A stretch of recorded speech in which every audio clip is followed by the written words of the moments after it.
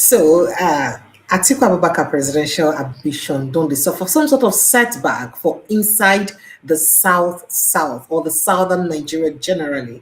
Basically, because most of the people then will be saying they try to use as in vice presidential candidates, they deny them, they no one take the position. And people are wondering why are southern top leaders and heavyweights running away from becoming Atiku's vice presidential candidate. So that one, a matter for another day. Calm down, we'll talk about it. But that's not all. For inside the same southern Nigeria, remember, say Liyel Imoke is supposed to be like that. They had one big week for inside the ADC. But as I speak to you right now, major major group for inside the ADC for Cross River states don't port carry their structure move to the NDC, and this one don't cause a lot of crisis and sort of destabilize the ADC where the Atiku Abubakar support party. I mean, these are people who suppose galvanize votes for inside southern Nigeria. They don't move to the NDC. Now, where this one can't keep Oga Atiku Abubakar, where he keeping ambition, how it is say go use follow? These are questions we basic people they ask. But that's not all. President Bola Ahmed Tinubu today sent delegates to the families of the people who they kidnapped for or your state. And people comment and say, you do well, you do well. People can say, excuse me, the same day when they kidnap these people for your state, they also kidnap people in Borno State. Will you also send the same delegates to get to Borno State to also visit them? So like, you do like say you did balanced, or you go there or your own only leave the Borno State because those people don't they used to being kidnapped and they don't they used to attack. Now the question when Nigerians they ask me that's welcome to Updates with Precious, another beautiful day to bring on an update of all the things that they happen for inside Nigeria. My name is Precious Inyi, and they always sweet my belly. Well, all of these and more matter and we get for you. And today is Sunday, so we get a Sunday, Friday tonic for inside the house. We'll make our take small break. When I come back, we'll be bringing stay with us.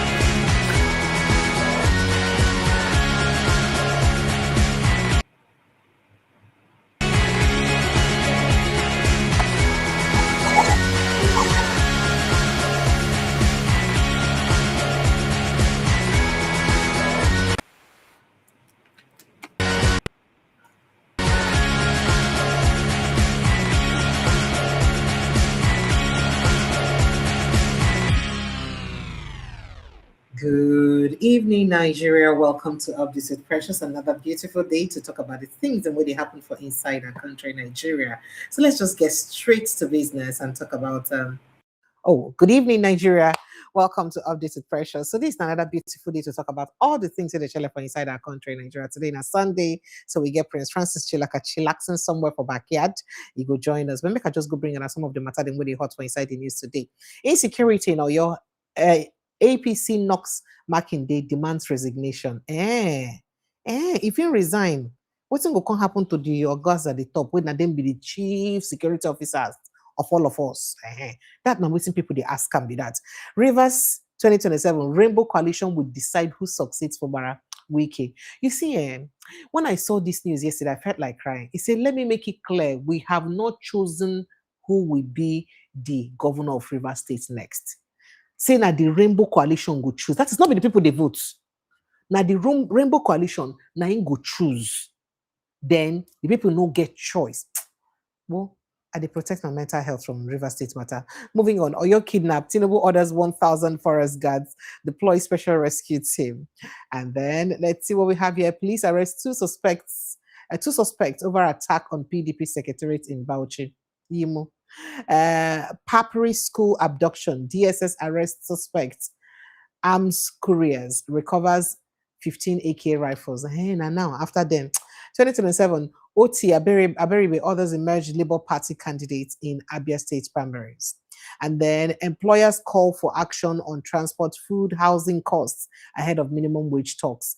Well, we hear say governors on the push, some they increase minimum wage to 100,000 naira. But even at that, waiting 100,000 naira go feed you to you for Nigeria today. That now waiting people they ask. Woko urges APC to reject manufactured results, protect Delta North mandates. So Ned won't they give up for inside this in fight to APC they fight like this. Oh, yeah, kidnapped Tinubu. I don't tell you, you don't already recruit marking this presidential ambition dead on arrival or your APC. Now they talk this on. It concern on is you're dead. That's what people are saying. Nephew Bala ADC faction elects Professor Chris Obadidi. So wait, just wait a minute. So Three different presidential candidates now exist in the entire ADC. You have the Atiku Abubakar faction. You have Dumebi Kachuku will be presidential candidates for your own faction too. You have the Nafi Bala Gombe now. We don't bring this person now. Okay.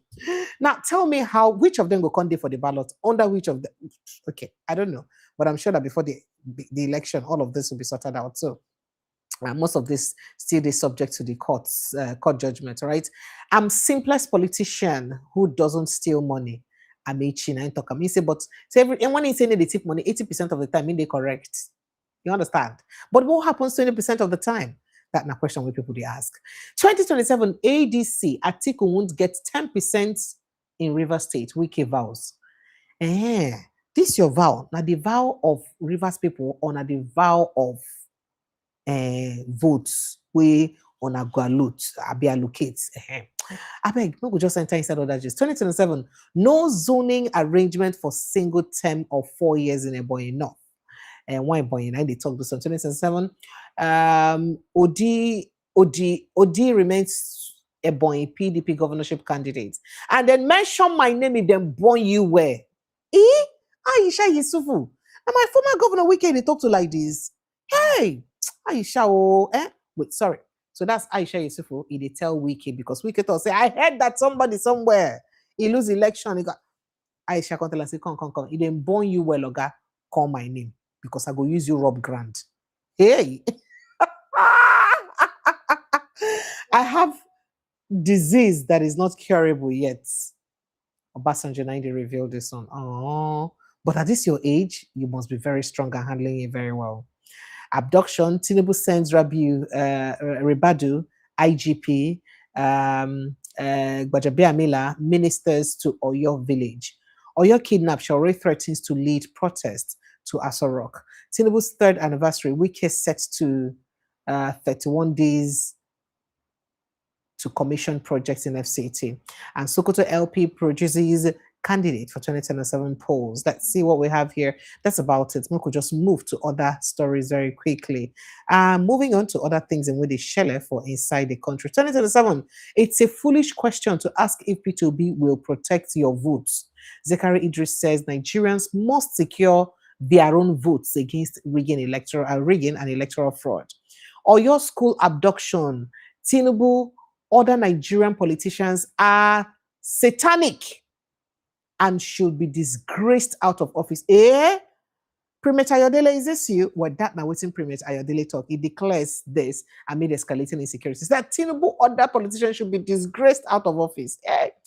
We have become walking dead since our children were kidnapped. Or your mother breaks down as school children, teachers remain in terrorist captivity.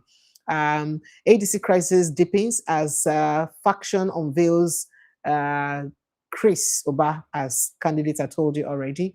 Well, let's see what more we have there very quickly so that I'll just bring in Prince Francis Chilaka. Yes. Moving on. Oyo school abduction. NUT declares indefinite strike in Oyo State. Orders nationwide protest as teachers, students remain in terrorist captivity. After 2 weeks of school children abduction, Tinubu sends delegates or delegation to Oyo with campaign branded vehicles. You know, they carry in campaign 2027. ADC crisis deepens as faction unveils Chris Oba. I told you this already. NLC knocks proposed 100,000 minimum wage, demands 1 million for Nigerian workers amid inflation, economic hardship, and other troubles under Tinubu's administration.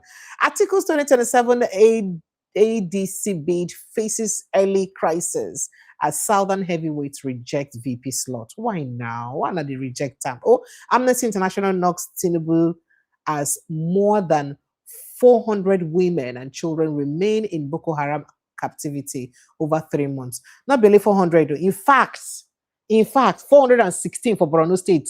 One time. Not be all the women and children with them. I mean, the one with them carrying about 416. Remember, say we still get 176 from Kwara State. We still deal with them till today.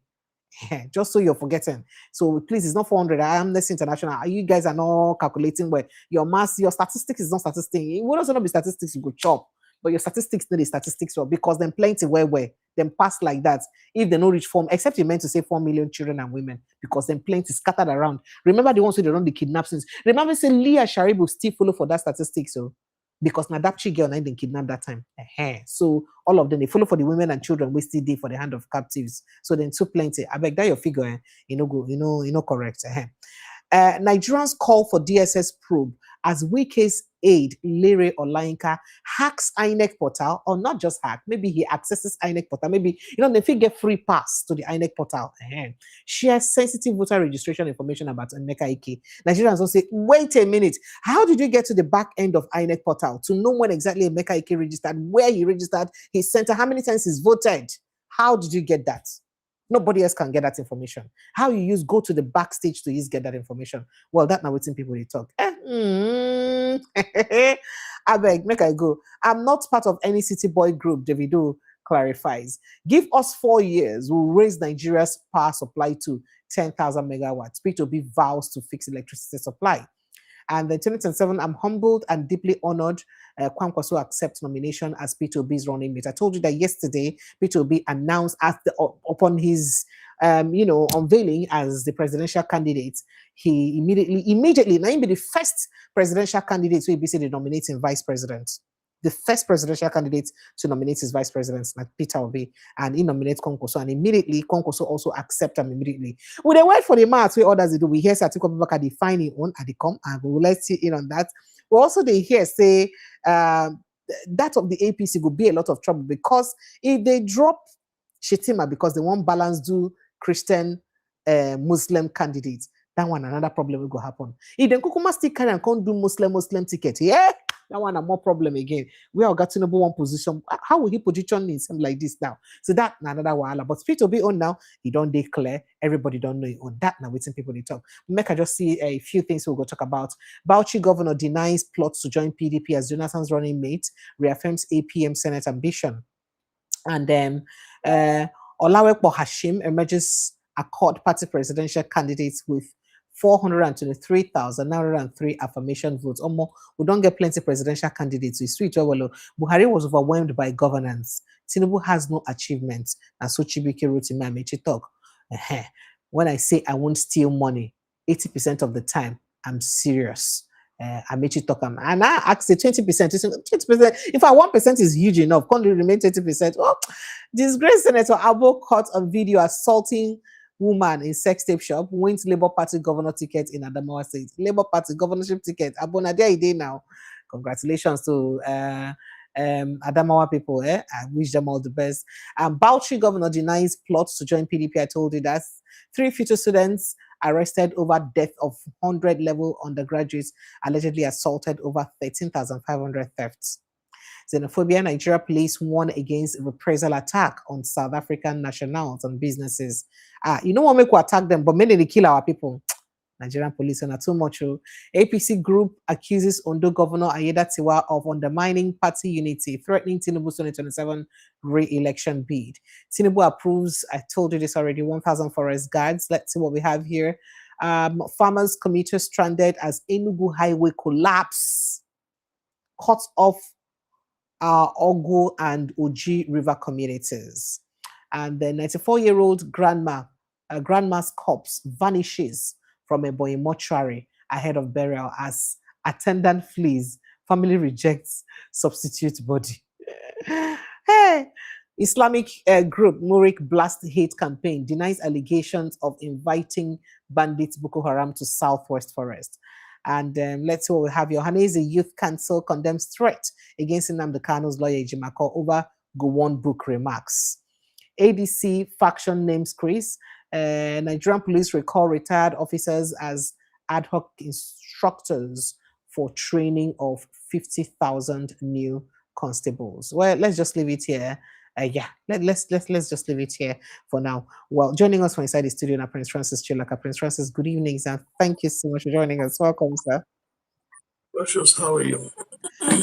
I could be better. I like to say so, but I'm sure I'll be fine. You'll be fine. You'll be fine. I know I will.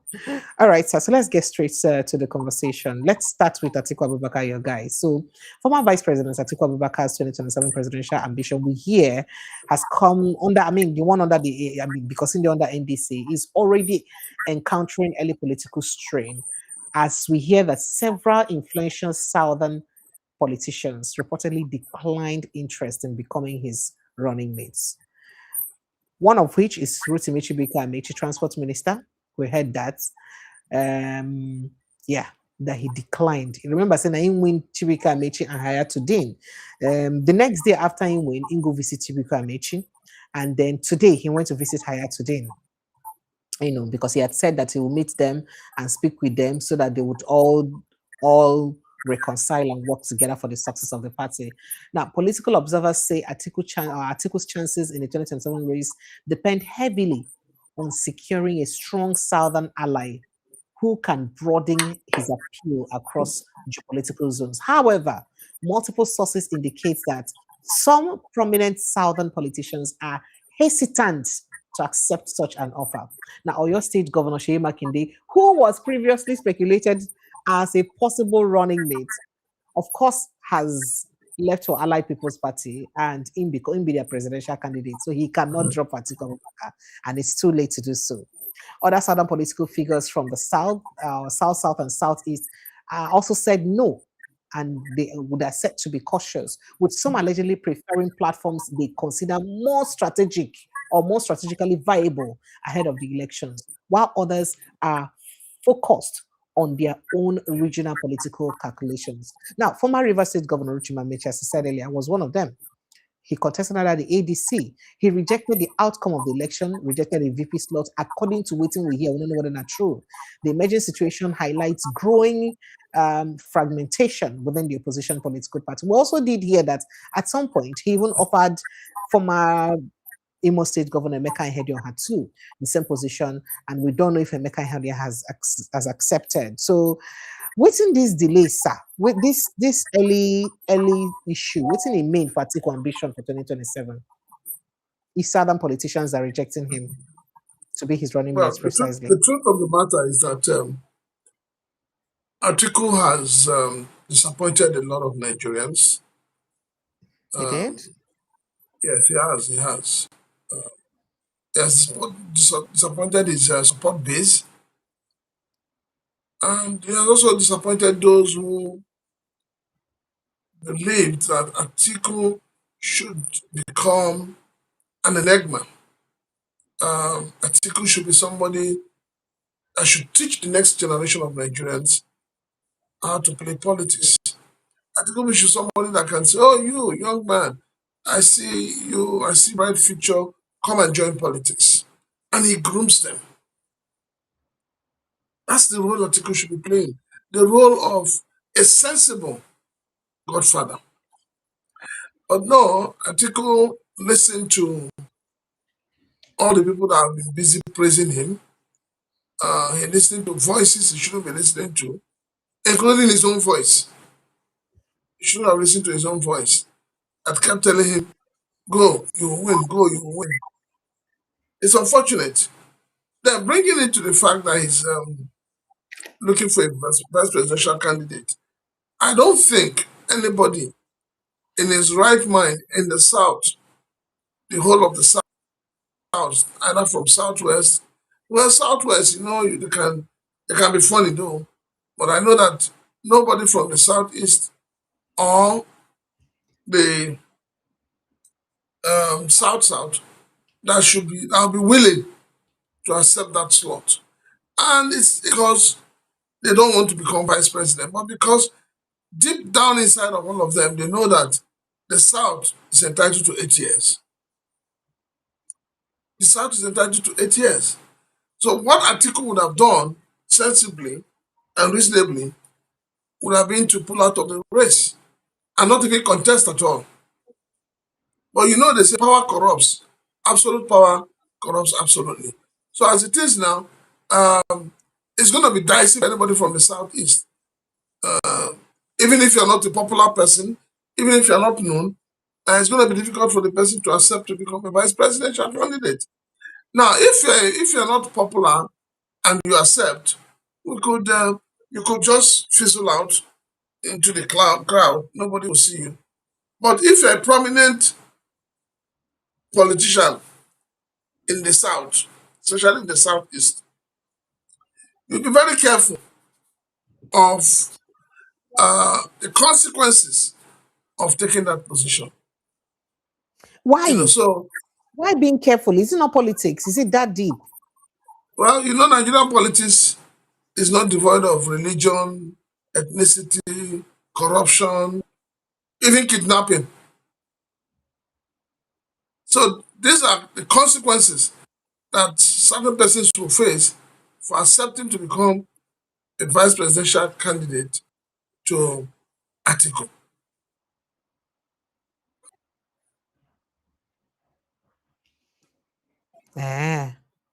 Hello, sir. Can you hear me? I can hear you. Okay, because there is so with this latest development now, do you think he can still be that much of a formidable force that he had always envisaged and said he would be? Remember, say in the talk, your brother, Kenneth Okonkwo, don't talk. I'm saying now only a northern candidate go fit win a Bola Ahmed Tinubu. So without a strong southern VP, do you think Atiku would still have that energy to win like your brother Kenneth Okonkwo they talk? Or do you think that that's already a clog in the wheel for him? Well, when you call Kenneth Okonkwo my brother, you're making him look important, which is not. You're making him feel that people are listening to his rantings. Nobody listens to Kenneth Okonkwo anymore. And like I've said to Kenneth Okonkwo, and I will repeat it again, Kenneth Okonkwo, I know deep down that you know how to play politics. I know how deep down that you know how to translate a script, being an actor and all of that. And I believe that you would do a very good job as a honorable member, at the National Assembly. I believe you're a good job, and considering the fact that, parties will have placeholders, I'm sure that, you can keep a placeholder. But all I'm saying is that go and pick up your form from ADC and, contest for Federal House of Rep. Let's start from there. So go and pick your form and contest, and let us see how many votes you will get. Then, if you are able to garner all the votes from your own community, your local government areas, then we will not say, okay, good. Kenneth Okonkwo can actually make a good candidate. So if Atiku is finding it difficult to get people to support to take up that position, Kenneth Okonkwo is available. Why not take Kenneth Okonkwo? Yes. Why not take Kenneth Okonkwo is available for what? To be made a vice presidential candidate. So that the crowd, he has crowd that follows him, that play traditional music. So that crowd can also come and support him to vote in Elijah Abubakar Atiku. And do you know that someone just wrote here and said at Star OBB says Kenneth Okonkwo is available for a VP slot. Atiku should pick him. Why? Exactly. It's available. Talk is cheap. It's available. And he will make a good, look, he will so dramatize the whole election that, they'll be coming first from the back. And that's it. If Kenneth Okonkwo believes, it's not a matter of your ability to, play out a script. It's your ability to convince people to vote for you. Your ability to tell the people that, look, I am available. Send me. So since he didn't pick up the form to contest for Federal House of Rep, he didn't pick up the form. He didn't pick up the form to contest for being a governor. I mean, that means he's available to be picked by Atiku's vice presidential candidate. But do you think that the both of them would do well? I mean, he's a politician, so he can be picked. Do you think they would do well? Do well as in how in the elections. Eh? Now, as Atiku's VP. After all, you have a vice president that we hardly hear of. All we hear of is that he has traveled to Kenya to represent the president. He has traveled to Kigali, you know. So we know Okonkwo can do the same. It would, I'm sure if Elijah Abubakar takes him as his running mate and they win the election, he can always send him to Brazil to go and understand their culture and all the things they do there. Send him to where else? Send him to China to understand how they fight kung fu and all of that. It will be very, very useful so that the issues of this kidnapping and all of that, you will be sending him to go and mediate.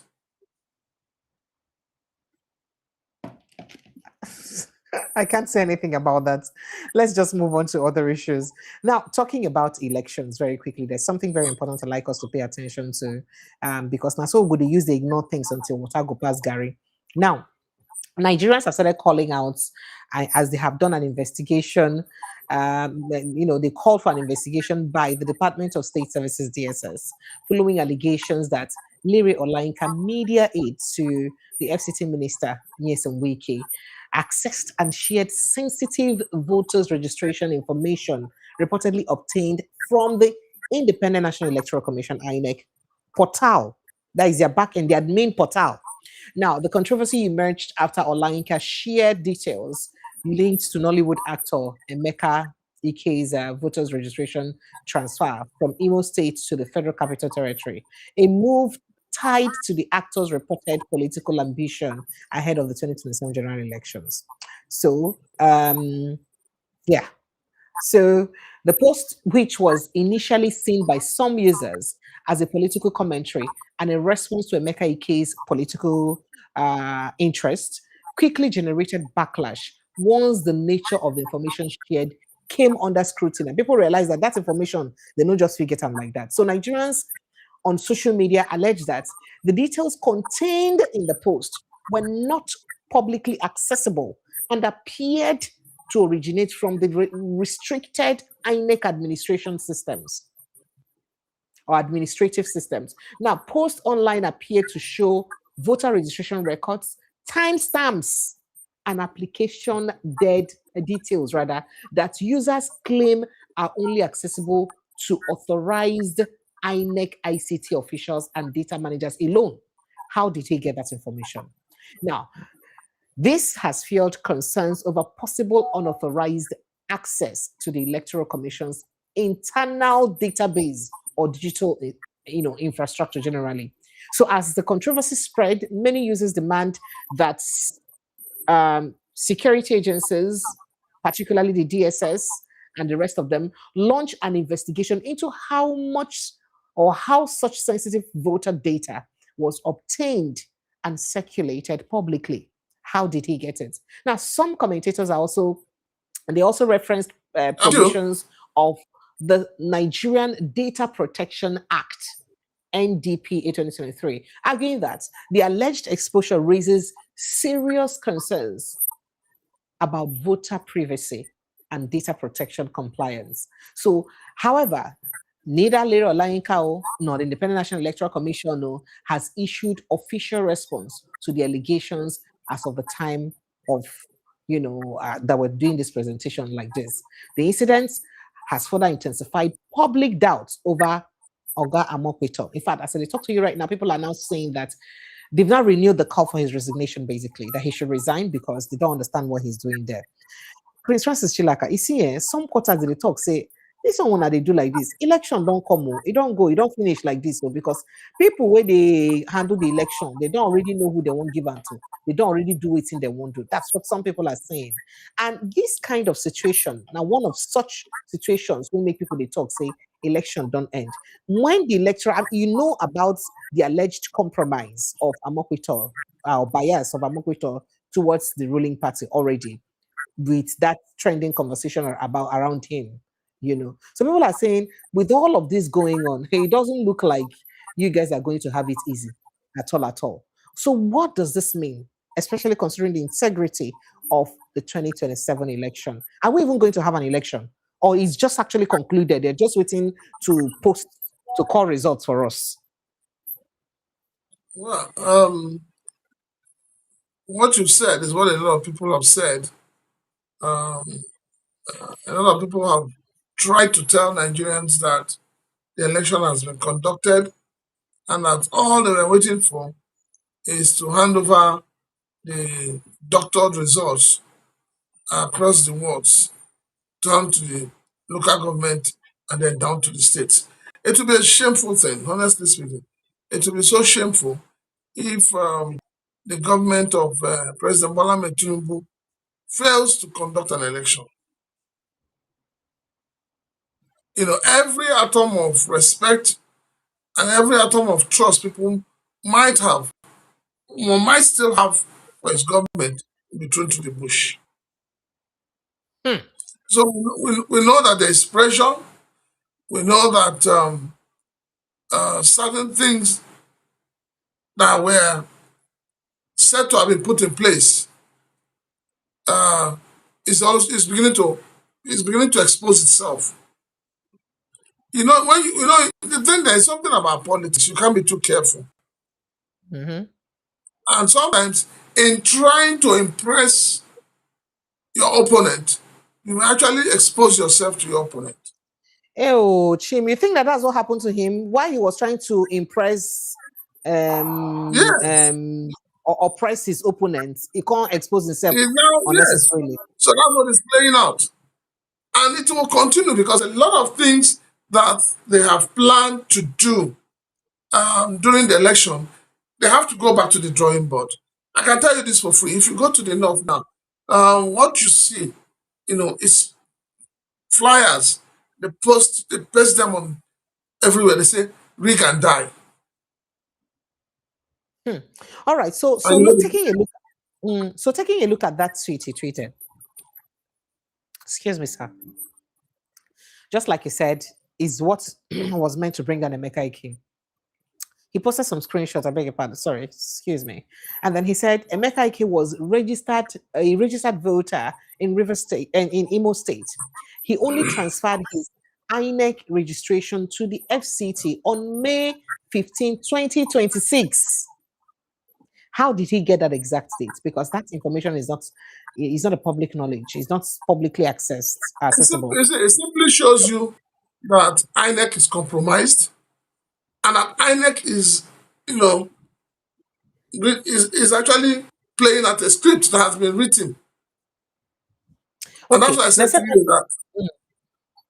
why I said to you that everything they have planned to do during the elections, before the elections, everything will come to the limelight. Okay. Then he further says, and he wants to contest for the House of Reps in Abuja, someone who has never voted in FCTO. What happened to his Imo states? And he went on to lambast obedience and say disobedience. Now, these screenshots, you can see this information here. It has the date he registered, the date he augmented, he changed his position, where he registered his form, everything. And this is only accessible through the admin page of the INEC Okay, portal. You should Precious, be no, worried you're about going this. too far. You're going too far. For you to know that the system has been compromised, if you write, for instance, if you write JAM now, Mhm. and somebody who is not the registrar of JAM, somebody who's not the spokesman of JAM, a completely outsider, now come and tell you that there's a candidate called Precious Any TV. And our Precious Any TV did a registration, say, on the 5th of May.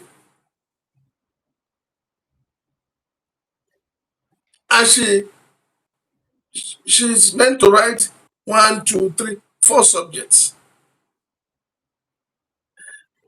And that because of some issues, she no longer can do her examination in Lagos. She now needs to go and do her examination in Port Harcourt. And she goes to WAEC to apply for transfer. And WAEC approves it. And she goes to Port Harcourt to write the exam. And then the exam comes out. She scores a 300 over 400.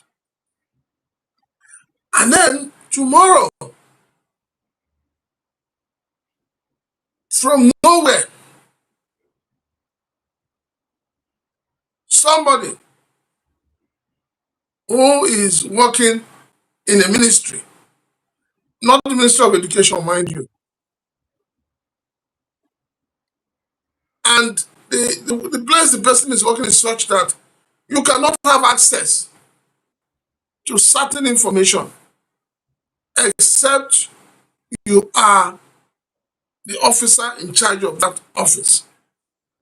And then the person comes and says, Precious Engine, registered on so day, transfer our voters card to Port Harcourt, so did this, score 360. And then, you Precious, you now see it and you're checking and you're finding out that it's accurate information the person has put out there. Who do you hold responsible? I'll hold INEC. Now them betray. First of all, they breach privacy law. No, we're coming to that. You hold INEC responsible. So why are we not holding INEC responsible? Why are we tolerating all of this? Wait, I'm coming. So the person who gave that report, who is not a prophet, because all the prophets we have in Nigeria, most of them are fake, who is not a seer, and that person is beating his chest and publishing that thing, it simply means that that person has connived. And that means that in that conniving, they are breaking the trust of the people. They have broken the trust of the people. And because of that, the trust deficit becomes enlarged. So some of these things that happen, that we all keep quiet, and it's because of this stupid and wicked mindset of some Nigerians. Oh, I don't care. It's not my family. Back to sender. Who told you to go back? Who told you there's a sender? It's from my region. No? Yeah, it doesn't matter. And let him could do is 4 years, 3 years, and leave that place now. Because the people do not have what it takes anymore to ask for accountability. It is because of their inability to ask for accountability. That is why an essay to a minister can get a confidential information, what they call secret in government palace, and throw it open. It's impunity. So it shows you that they have no regard for you and I, who are the ordinary citizens. And that is why you always see Nigerians, when you have a misunderstanding, the first thing you will hear from the mouth of the man is, do you know who I am? Mm-hmm. So because of, do you know who I am, armed robbers have been set free, kidnappers have been set free, women has been bastardized and beaten in offices, Uber drivers have been beaten as well, because of, do you know who I am? So these are things the government should not take smiling. And I don't know what is wrong with Nigerians, but today, the kind of Nigerians we have, these are not the Nigerians that I would call my own Nigerian when I was growing up. Because I know that when I was growing up, you would have seen protest upon protest. But like I say, the reason why you don't see protests today in this country is also because the politicians have infiltrated the religious organizations. All right. So So, now the religious organizations, rather than join mouth with the people to question certain things, they tell the people, calm down, pray. Now they have even gone as far as making some people believe that lack, poverty, and hunger is from God. no, sir, some religious people have spoken lately. Let me name them for you. First of all, Adeboye has said that if you wait for me to tell you who to vote for, you can, that kind of thing. People should not be waiting, telling them that if you're waiting for me to tell you who to or what to do in 2027. Then Ibiome said that Precious, he's not precious, going hold to on, vote precious, hold on. because the election. Adeboye is a Okay, hypocrite. sir. Daddy Adeboye is a hypocrite. Yes. Oh, how? This was not what he never said something like this during Jonathan. Maybe he didn't understand these things like that then now. Oh, so now that fuel is 1,300, he's still not understanding. He does not understand the scripture. This thing you're saying now, is it why people you see sometimes and they know that the age he was then not be the same age now? That's almost 20 years ago. This man is much Precious, older now. it is 20 the years. more you get older, you now know that you have to leave a legacy for the younger generation. Ha. So I don't forget say the time when be saying son almost get wahala for ESCCO because of contracts for Kaduna State and all that. So Did he he execute the has to. contract? Did he execute the contract? No. Did What he I mean execute is the that, contract? sir. Eh? Now that you want to defend the son. So because the son almost had a case with EFCC, he has to Okay, keep Nepa don't quiet so take that your they light. don't drag the son See, again. here we go. Now I want to know if the son collected money from the Kano state government and did not do what he's supposed to do, who is to be held responsible?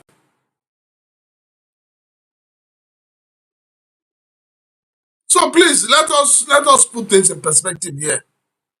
You will not tell me that because the son almost had an issue with EFCC, so now he should keep quiet. Is that what the Bible teaches us? The Bible did not teach us that. The Bible has not taught us that at all. What the Bible teaches us is that we must be able to speak truth to power.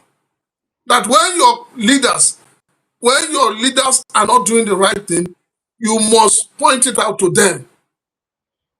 That is what the Bible teaches you. The Bible says you must guide your leaders, not to cover their whatever they're doing wrong. If the son had a business in Kano or wherever state, and he did not fulfill his own obligation, that's his business. No, I'm That just is his saying that business. Baba has to be careful, and you understand. Uh-huh. So during Jonathan time, there was no need to be careful. We all saw that Because Jonathan you needed to see, go. as you said it, it The was the son that had pressure problem of the then. insecurity They you were have in dragging Nigeria him. today, Now, the sir, insecurity you have in Nigeria today, is it not worse than what you had during Jonathan? you know that then now his son had a problem. Now him they be the drag. So now you know go one may they come begin drag him if you come put him out for government thing again. He has And been putting mouth in government. they come Precious, in law. You know say Tinubu na precious, in law. Sir. precious. Now you are Sir. talking. Nepotism, tribalism, religiosity is coming to play. So it is now that he knows that Tinubu is his in-law. You see how this country is going bad? Mm. You see? So Jonathan was not an in-law. And it was good to But bring him out Jonathan and was kill not him. his in-law. That's what I'm saying. It was good to bring him out and kill him. It's like when Pharaoh was asking them, who do I release? Jesus, who calls himself the king of the Jews, or Barabbas, who we know is a criminal. They say Barabbas. So now Hi. Jonathan was Jesus, so they had to kill him and free Barabbas. See how scripture has turned upside down. Okay, sir. So So make suddenly, the Jew who led protest, who spoke out vehemently against Jonathan, can no longer speak out. And you want this country to get better. okay, sir. Nigerians are being displaced all over the world right now. Even Cambodia is asking Nigerians to leave their country. Today is the deadline they gave to Nigerians and other African nations. I even hear that is it Benin Republic, Cotonou, or Togo. One of them is asking Nigerians to leave. South Africa has declared war. And the African leaders, old men, all of them, do not understand what is happening. They do not understand that this thing that is happening is that it's a message to African leaders. Develop your countries. You have the natural resources. Take advantage of it and develop your countries. But they will not do that. Your same leaders, they will thief your money. They'll thief from the collective wealth of the people and still send it abroad to the same countries that are chasing their people back. Precious, I beg, no spoil my belly this morning, I be this No night. vex, no vex. So make I tell you another one. But before I tell you that, let me tell Nigerians to please kindly click on the subscription button. Kindly subscribe, like, and share this post. Follow us like a village people, I beg. So please subscribe, like, and share, and ensure that you always do. So please like and share this post and subscribe to this platform, please. So Prince Francis Chilaka is another one you see now. So if others not talk, perimeter, you're dealing, I don't talk. He say, as it get to do with your school children adoption, that Tinubu and other Nigerian politicians are satanic and should be disgraced out of office. He has said it now. He has said it. He should come not to stand on the pulpit. When they were talking about Jonathan, they didn't stay on the pulpit. They come out on the streets. He should come out on the street and lead the protest. That's all I'm saying. Come out on the street and lead the protest. You know, go there inside your kitchen. They tell us the rain they fall. Meanwhile, you have not come outside to confirm if it is raining. We're not saying that they're doing anything bad or no. All we're saying is that they have not been consistent. Most of them are now behaving like typical Nigerian politicians, filled with inconsistency. They need to repent, for the kingdom of God is at hand. Oh, Chim. All right, so let me go straight to what's going on in Cross River State. Make I give you small hints. We hear say small begin they go on for Cross River State as we talk right now. That one I sake of say, say Liyel Imoke, he carry ogbonge position, and I be the former governor of the state. He carry ogbonge position for inside ADC. And I be the leader of ADC for Cross River State. But guess what now? As I talk to you right now, so I hear say major of most of the structures for inside the ADC for Cross River State don't collapse that their structure move to NDC right now. And they not even pity for their former governor. They leave them for road. They say, in fact, the way the report carry them say they abandon former governor Liyel Imoke and move their structure. And this one I don't come make, according to what they hear, say, Oga Imoke don't imagine now how in when you pull the number of votes when you need to put for Cross River State for in candidates Atiku Abubakar. I say make I just hint you that one quickly because Okay, let me respond directly to that. You know, okay. a lot of people, especially at the grassroots level, that moved to ADC, as at the time they moved to ADC, they didn't move because of these people like Liyel Imoke. They didn't move because Liyel Imoke was in ADC. No. Let's call a spade a spade. People moved en masse to ADC because of Peter Obi. Ned Nwoko is not in ADC now. Liyel Imoke is not. Yes, I said people moved to ADC not because of him, but because of Peter Obi. I'm talking about Liyel Imoke. You said Ned Nwoko. Liyel Imoke. You're saying I that. said Liyel Imoke. No, I didn't say Ned. I said Liyel Imoke. Oh, you Of Liyel Cross Imoke. River State. Okay. I didn't Yes. hear you So properly. I said people moved to Okay, to the ADC, ADC. from whatever they are to the ADC because of Peter Obi and not because of him, their former governor. Exactly. Okay.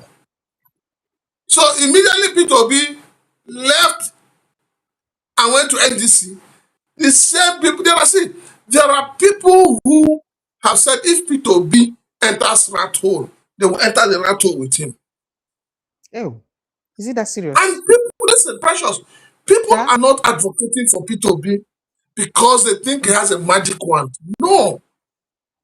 People are advocating for Peter Obi because they have looked at this man. They have checked him in and out. And they have found that this man has no cockroach in his cupboard. He has no skeleton in his cupboard. Nothing. EFCC has nothing against him. ICPC have nothing against him. Police have nothing against him. So it's that cleanness. It's the fact that this is a man that is bringing a new phase of politicking. Peter Obi is a movement. And when the time of a movement comes, nothing stands on his path.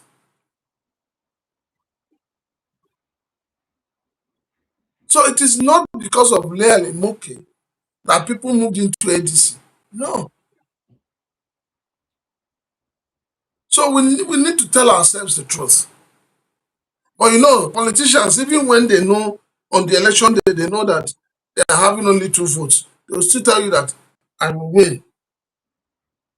And they will tell you that their candidate too will win.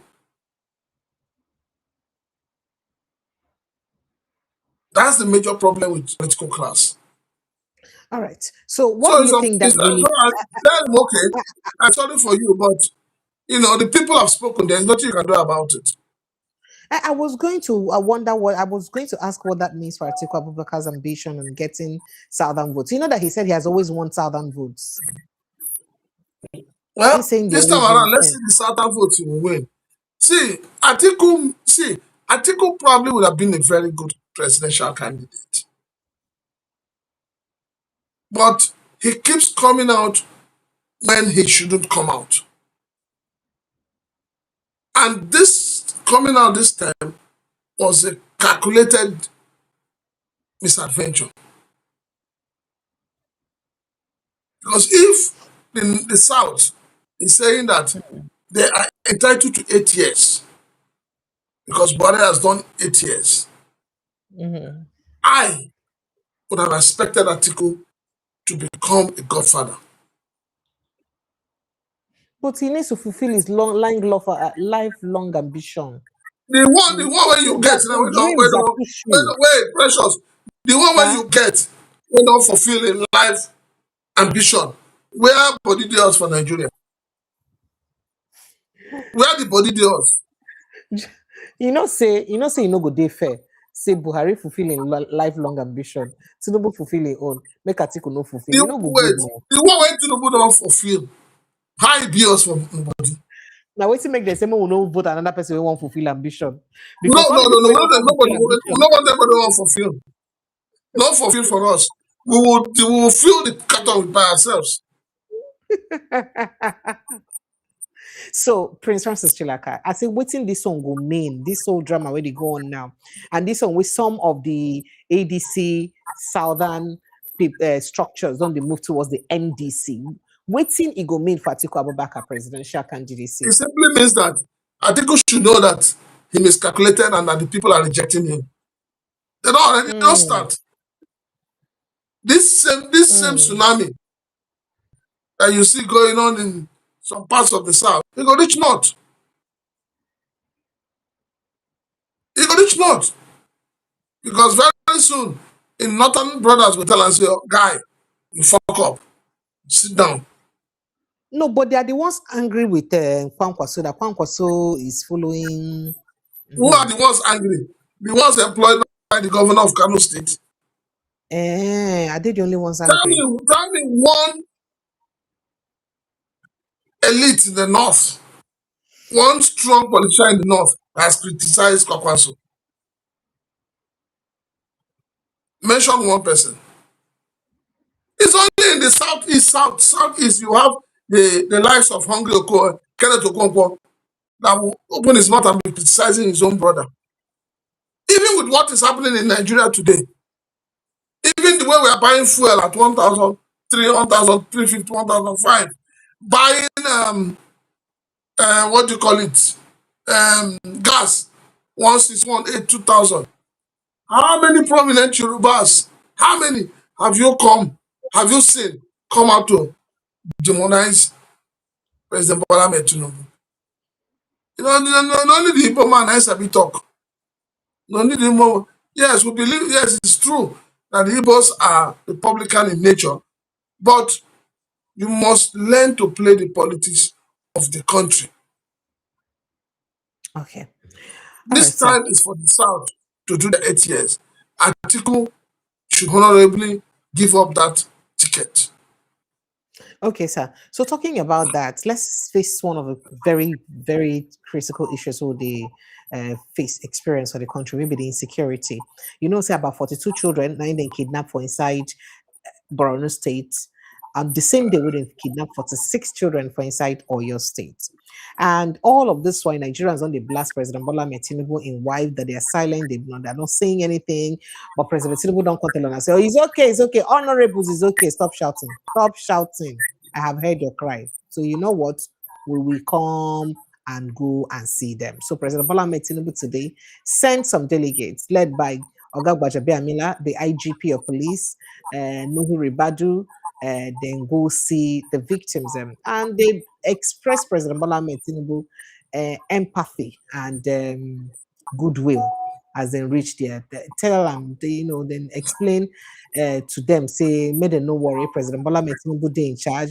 Talk about how sorry President's Day and how in they feel rest because of this thing what don't happen to them. There are things that happen. The president will be unable to have peace of mind because of what his people will be going through, and that's exactly this situation. So make I show you their video as they even use Arise, because they arrived or your state and people now they hail them, say they do well as in he spoke to them.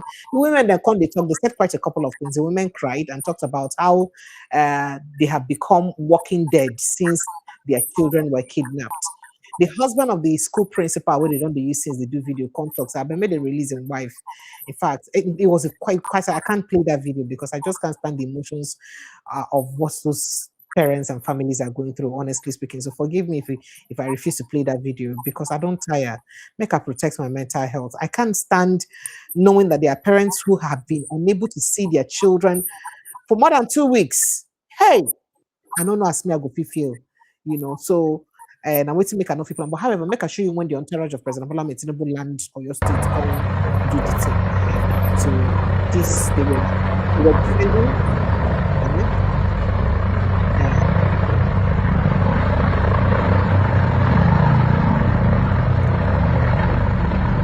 So here they land. And then remember, why would they talk about this? Remember, so a young lady on social media come out saying that she be the niece of the that school teacher where they kill. That's the head of service or so of Ekiti State come visit them to commiserate with their family as they killed her uncle. And guess what? She came with 2 bags of rice to tell them sorry. Best people will lost people then get to chop first because I where they cry. I where they cry hunger still they catch them. So you can't give 2 bags cups of of rice. 2 bags of rice. Yes, to use 2 bags even of though the young rice. lady will be the news complain that why is it that anytime anything happens they will bring rice, the rice be the solution. But they were sympathetic enough to understand their stomach. Like even the crying will not stop you from being hungry. You see, the government is very considerate and understands that you have to chop food even in your grief. Yes, Do sir. you He know, did well now. Precious, do you know how Sir, humiliating that is? sad. Do you know how humiliating that action taken is? The humiliation is that you have reduced the life of Nigerians to a bag of rice. Nigerians will complain of insecurity. Give them rice. Nigerians will complain that we don't have good medical system. Give them rice. Light, self, rice go solve Nigerians, am. Everything. Mm. so we have become a country that rice helps to solve our problems. The problems we should be looking at face to face, head on, it is rice that is solving it. The president is sending a delegation 2 weeks, 2 weeks, that these children and the teachers and some of their parents or whatever have been in the den of the kidnappers. It's only Wednesday or Thursday that the president is deploying 1,000 guards, forest guards. I said that this government has been reactive rather than being proactive. This visit now that you're Mm. showing me, of what Mm. relevance is this visit to the families? Of condolence relevance, sir. Of Okay, condolence relevance. say There are things, condolence. sir. Now, wait, Uh, condolence sir. visit. Now when the person don't buy. Now, because So somebody the buy. government is saying that apart from the one that has been beheaded, all the rest make we condole with their families. No, no, no, no, no, no, no, no, no, no. The Oga Tinubu don't release 1,000 forest guards to enter inside our forest, go fish them out. Remember, say Igbo be not talk, saying they wait for federal government to protect them. We even see him post his gun at that time. Saying they wait for federal Why government to will it prove and take make the him enter forest, go government? flush them out. Why will it Sir, take, wait? Why will it take the government this long to deploy these forest guards? Why? hmm. See, the problem is, Shey Makinde put up a tweet, and honestly, it's a laughable one, but that tweet has a What, lot of message. He what said is that, laughable about it? Okay. I'm coming. He said that he's more like said that he's the chief security officer on paper, not in practice. In other words, what he's saying is that as he is chief security officer of his own state, his hands are tied behind his back.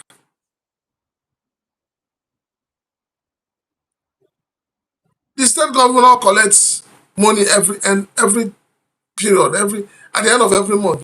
He collects what is known as security vote, Yes, sir. and that vote is unaccounted for. So the security vote he has been collecting to date, what has he used it to do in terms of security?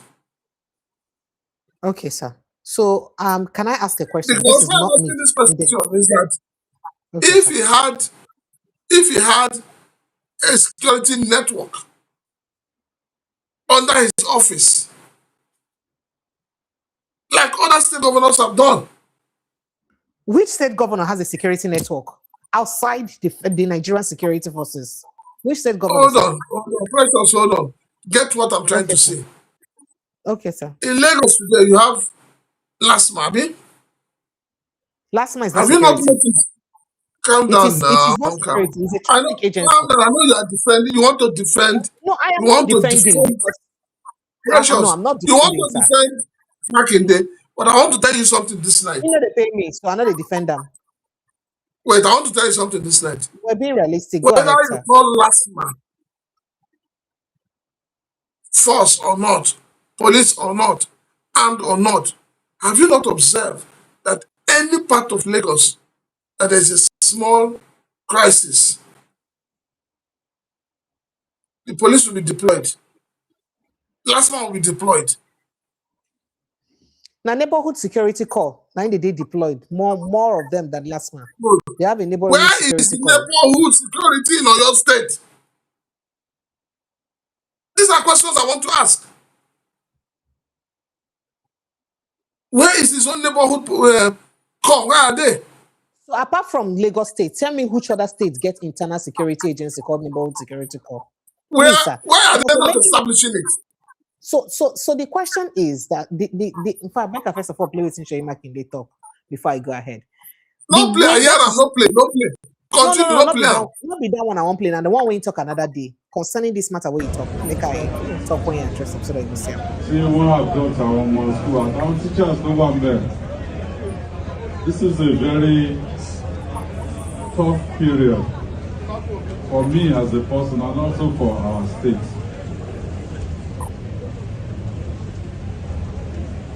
But people will know this security was one of the major pillars of this administration. I put together and the same thing is for our packaging.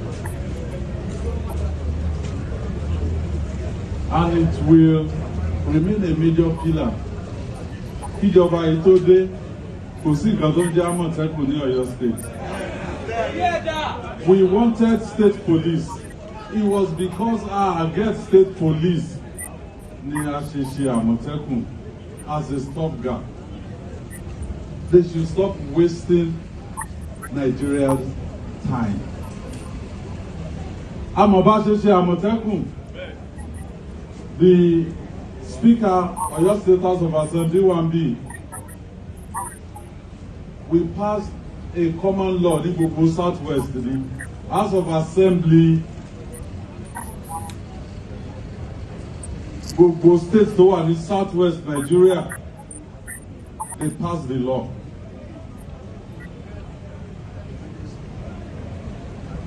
And that led to the creation of Àmọ̀tẹ́kùn. The only state still create Àmọ̀tẹ́kùn, Lagos State ni. A sì mọ ìdí tí wọn ò ṣe create Àmọ̀tẹ́kùn torí pé ẹni tó jọ̀gá wọn kò fẹ́ Àmọ̀tẹ́kùn. Bọ́ ibi tá a dé yìí,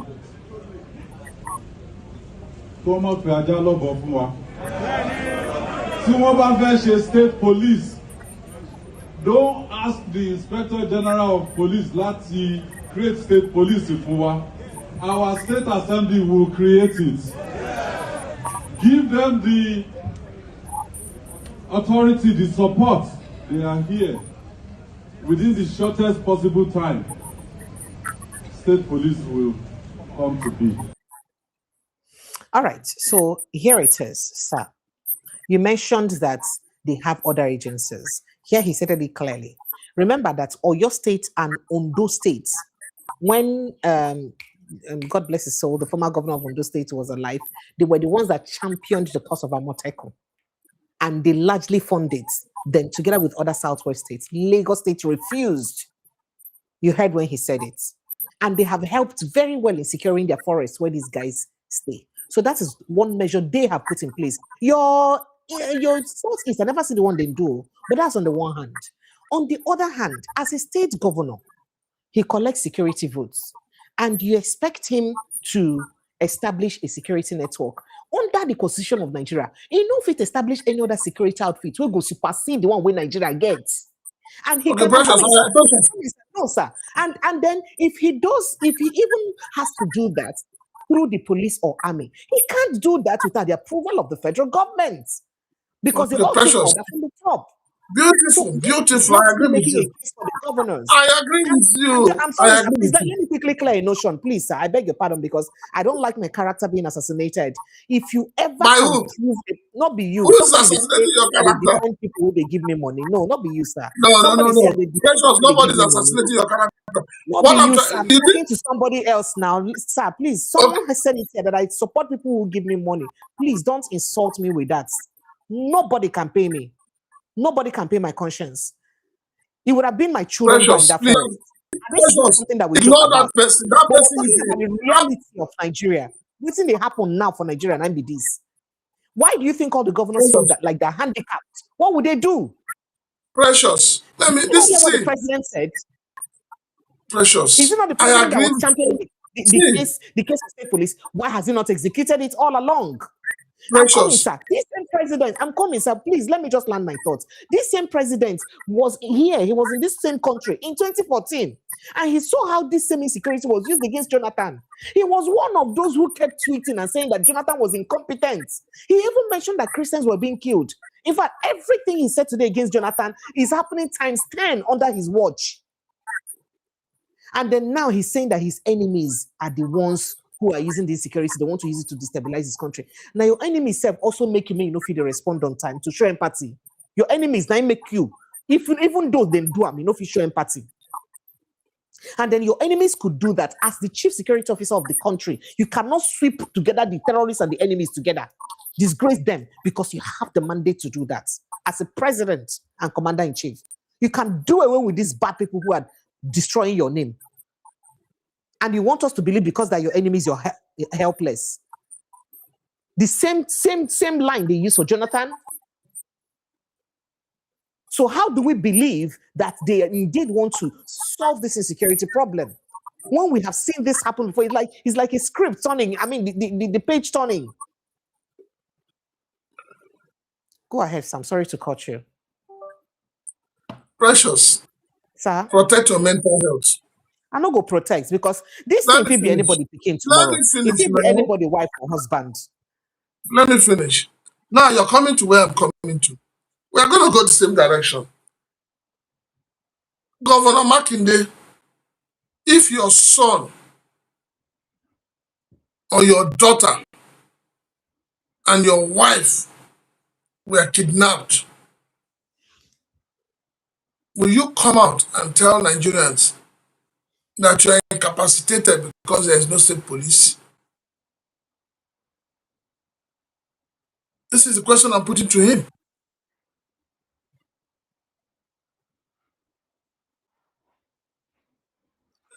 Desperate times, this requires desperate measures. You And you've not cannot. answered me. I said, what should he do?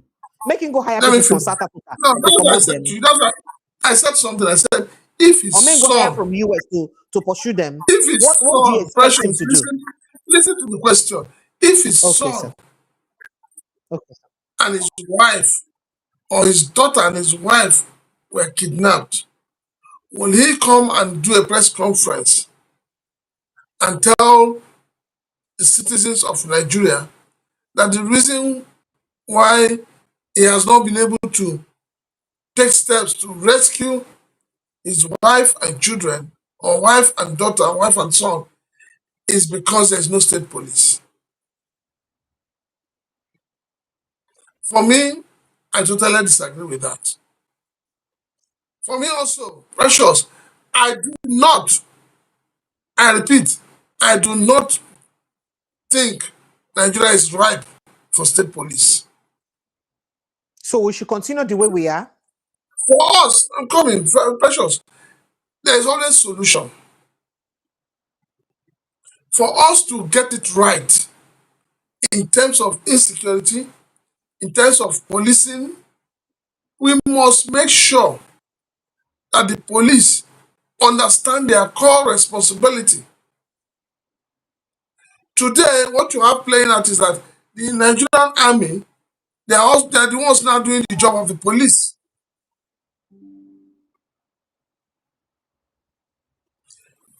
If governors, I keep saying it, if governors keep collecting security vote,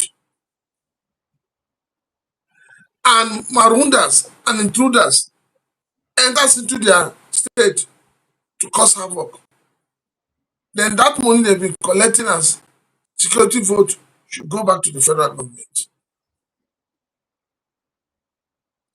How do we achieve this state police thing we want to do?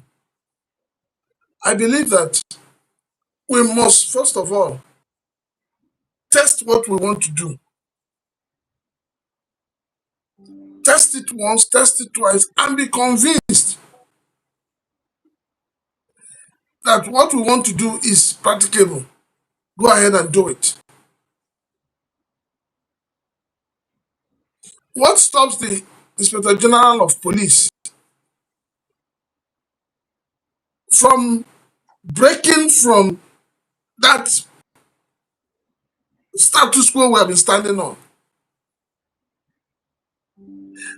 If you want to So he achieve, will do that without the approval of the president, sir. What I don't understand, sir. let me finish now. If we want to achieve a real state police, start from the federal police. And how do you start from the federal police? This idea of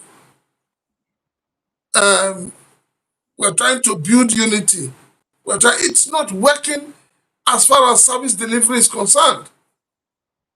It's not working as far as combating crime and banditry in Nigeria. I have always opposed the idea of bringing somebody all the way from Kaduna or from Medugri to Abia State as Commissioner of Police. What you've done is that you've created a problem that that man will not be able to solve. He does not understand the language. He does not understand the terrain. How much are your policemen earning? What kind of houses are they living in? You've gone out of this country. You've seen how policemen dress up, precious. You've seen how policemen talk to you. Do you see the same attitude and behavioral pattern in the Nigerian police? So all this will not get anything to do with the protection of the children. Precious, hold on now. Precious. We cannot keep blaming. We need state police. We need state police. State police are the same governors we will use against the people tomorrow. I am not saying I am not blaming this on state police. I am blaming this on the body language of the government in power in tackling insecurity. I am not saying I'm not blaming them. That's why I'm saying that let us internalize.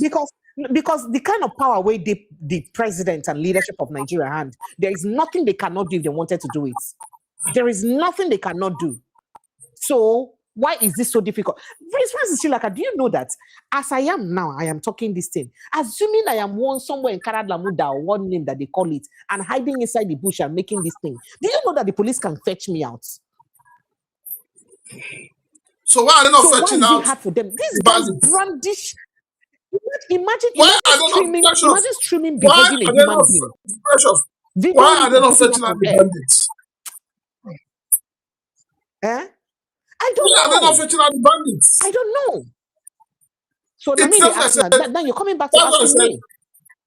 That's why I said, Precious, let us start by localizing the federal police. When you localize the federal police over a period of 1 year, 2 years, it will help you to be able to form a formidable state police. The way Nigeria is today, if you start a state police, you are going to create more problem than solution. As it is right now, Prince Francis Chilaka, in case you didn't understand, I'm sorry, sir, what I've been saying. I am trying to say that whether it is state or local government or community or village police, please make the security agencies live up to their responsibility and do their work with all sincerity of purpose to save human life. Right now, Nigerians don't care whether they localize and federalize and do anything. Let them just save life when they should. The police that you want to go and save and protect human lives, what insurance has the government given to their families? So what is stopping them from giving them insurance? Isn't it the same thing we're talking about? Now my papa go give them insurance. Make I go wake Mr. Eni up See, from grave, make he come give them insurance. what is your minimum wage in Nigeria? Is it What not the is the same salary question? of Now a my papa policeman? won't do them. So that is the problem. Why not take care of the workforce properly so that they can serve you better? Now my father won't do them. The It's governors, not the same thing we're wait, saying. the governors and the president and the former presidents, they Princess sit Usilaka, in a let me not waste people's time. Time has wait, gone. Before you go they soon sit. go sleep. Now allow me to finish my thought. I If you get leave me here, energy go now. sleep. They sit in the same meeting. They sit in where they appoint INEC chairman. None of all of them, including your past presidents, have said this procedure of choosing an INEC chairman, we don't want it. The things they should discuss in those meetings they hold about how to develop this country, about how to secure Nigerians, they don't discuss it. That is where I'm getting angry at. These same governors, they have been collecting so much money from FARC. Have they been complaining? So why the same facts still they give them security votes, knowing that they don't have the power to utilize it? You see, it is all garbage in, You see, garbage that out. is the I am problem with so the sorry. system. The It's system okay. Let's is move on. bad. Let me make I play. In fact, those videos I don't want to play. Make I use annoyance play some of them. May see. Hear the women that they complain today. Hear the women them. This one, I'm so tired. I feel bad. Now this is the principal, the headmistress. We learned They that made her do another yesterday video again. some army were sent, and that has compounded our problem. So let me just play that video again. The headmistress. We learned that yesterday some army were sent, and that has compounded our problems. It has added to our troubles. In fact, one of us has been picked that they are going to kill him because they use force. We are pleading with you not to force yourself into the bush, but please call them and dialogue with them so that the problem can be solved and we'll be able to go home alive. They have promised to kill all of us if any of the armies come into the bush again. Please, we are pleading with you. We are begging you in the name of God. Please, please, please. And he can imagine what people are. Imagine the audacity of these people. And they come, make My they play the rest. precious, This now the this town home is they get today. May you ẹ dákun ẹ ṣàánú wa gbogbo àwa òbí pátápátá mo gba inú wa sọ̀rọ̀ nítorí pé èmi nìkan tẹ́ rí ọmọ mi mẹ́rin àti ìyàwó ọmọ mi tó pọn ọmọ tó jẹ́ tíṣà fún sùkúù nọ́ọ̀sìrì ní bẹ níbẹ̀ báwọn ẹ dákun ẹ gbà wẹ́ ràn wá lọ́wọ́ ọlọ́run ní tún yín sínú òun wáyé ọmọ mi mẹ́rin àti ìyàwó ọmọ mi lọ́pọ̀ ọmọ lẹ́yìn ní sọ́ọ̀ bẹ́ẹ̀ ń wò.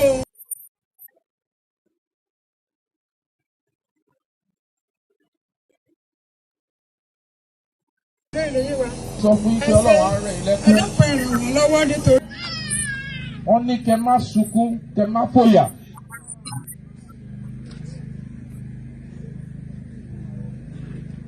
pé níbi tí àwọn wà lénìí àwọn mójútó gbogbo tó ń ṣẹlẹ̀.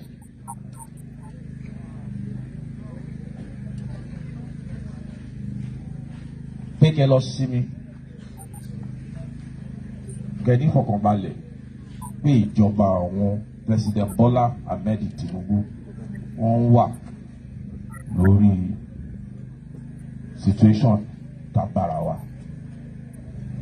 pé àwọn ọmọ yín pẹ̀lú ọgbọ́n Ọlọ́run lágbára Ọlọ́run wọ́n máa padà láìpẹ́ láì ṣe kí ni láìpẹ́ lágbára Ọlọ́run.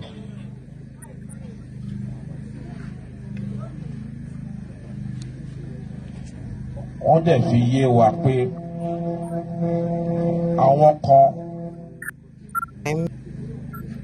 mo rò pé èèyàn méjì àbí mẹ́ta lọ pa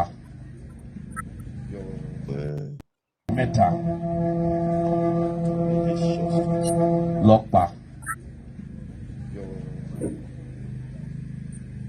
àdébẹ̀ láti lọ rí àwọn ẹbí wọn.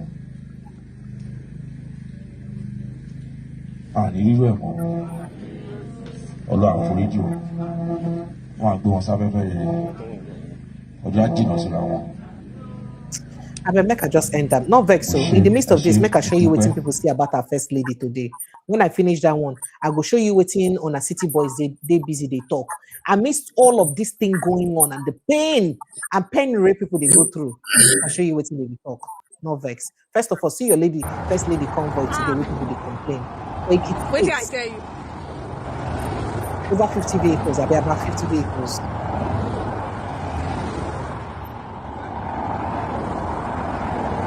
So they carry on social media.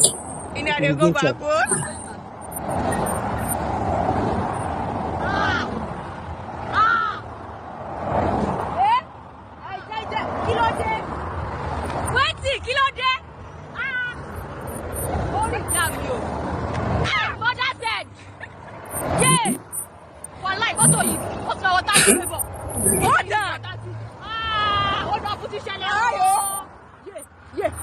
Blood of Jesus of Alambra.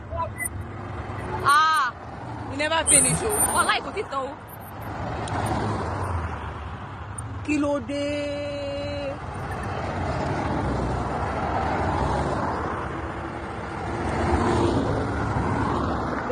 Money de Nigeria.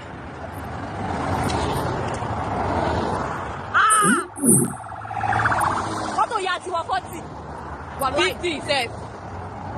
But and I'm having cook sponge. I'm not sure in your gonna run. What like if you're bad, maybe people bad tell them. Oh Lord, Jesus, you really like you. You like Jesus, you really. What like what you father? Let me tell you what to give up. Go easy. Yeah, Jalo.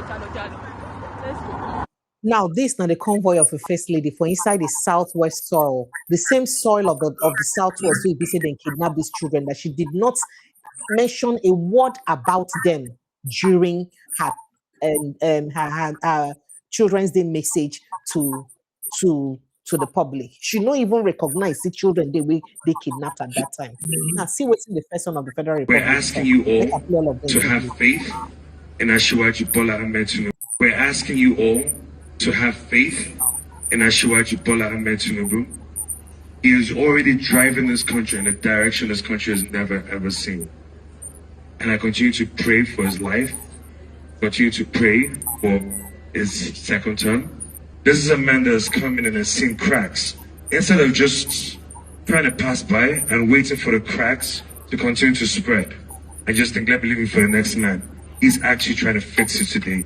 So that way, when it's our own time, we don't have to fix the crack. We'll live in a house that is well built, with a great foundation, with a great legacy, for our own children to also benefit. I wish you all a safe journey back home. May God bless all of you, and God bless you. In City Boys, in guys and talk. Just listen to them. So, ẹni tó bá ń ṣe nǹkan míì ọ̀tọ̀ sí ibi tí Tinubu bá wà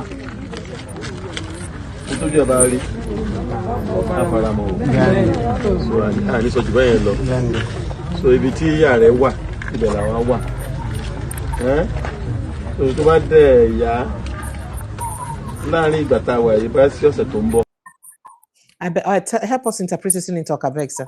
You say waiting happen. You get some things I don't want to hear. No, help. Nigerians need to know now. You won't make a find a way to interpret them. Oh yeah, play it again. So ẹni tó bá ń ṣe nǹkan míì ọ̀tọ̀ sí ibi tí Tinubu bá wà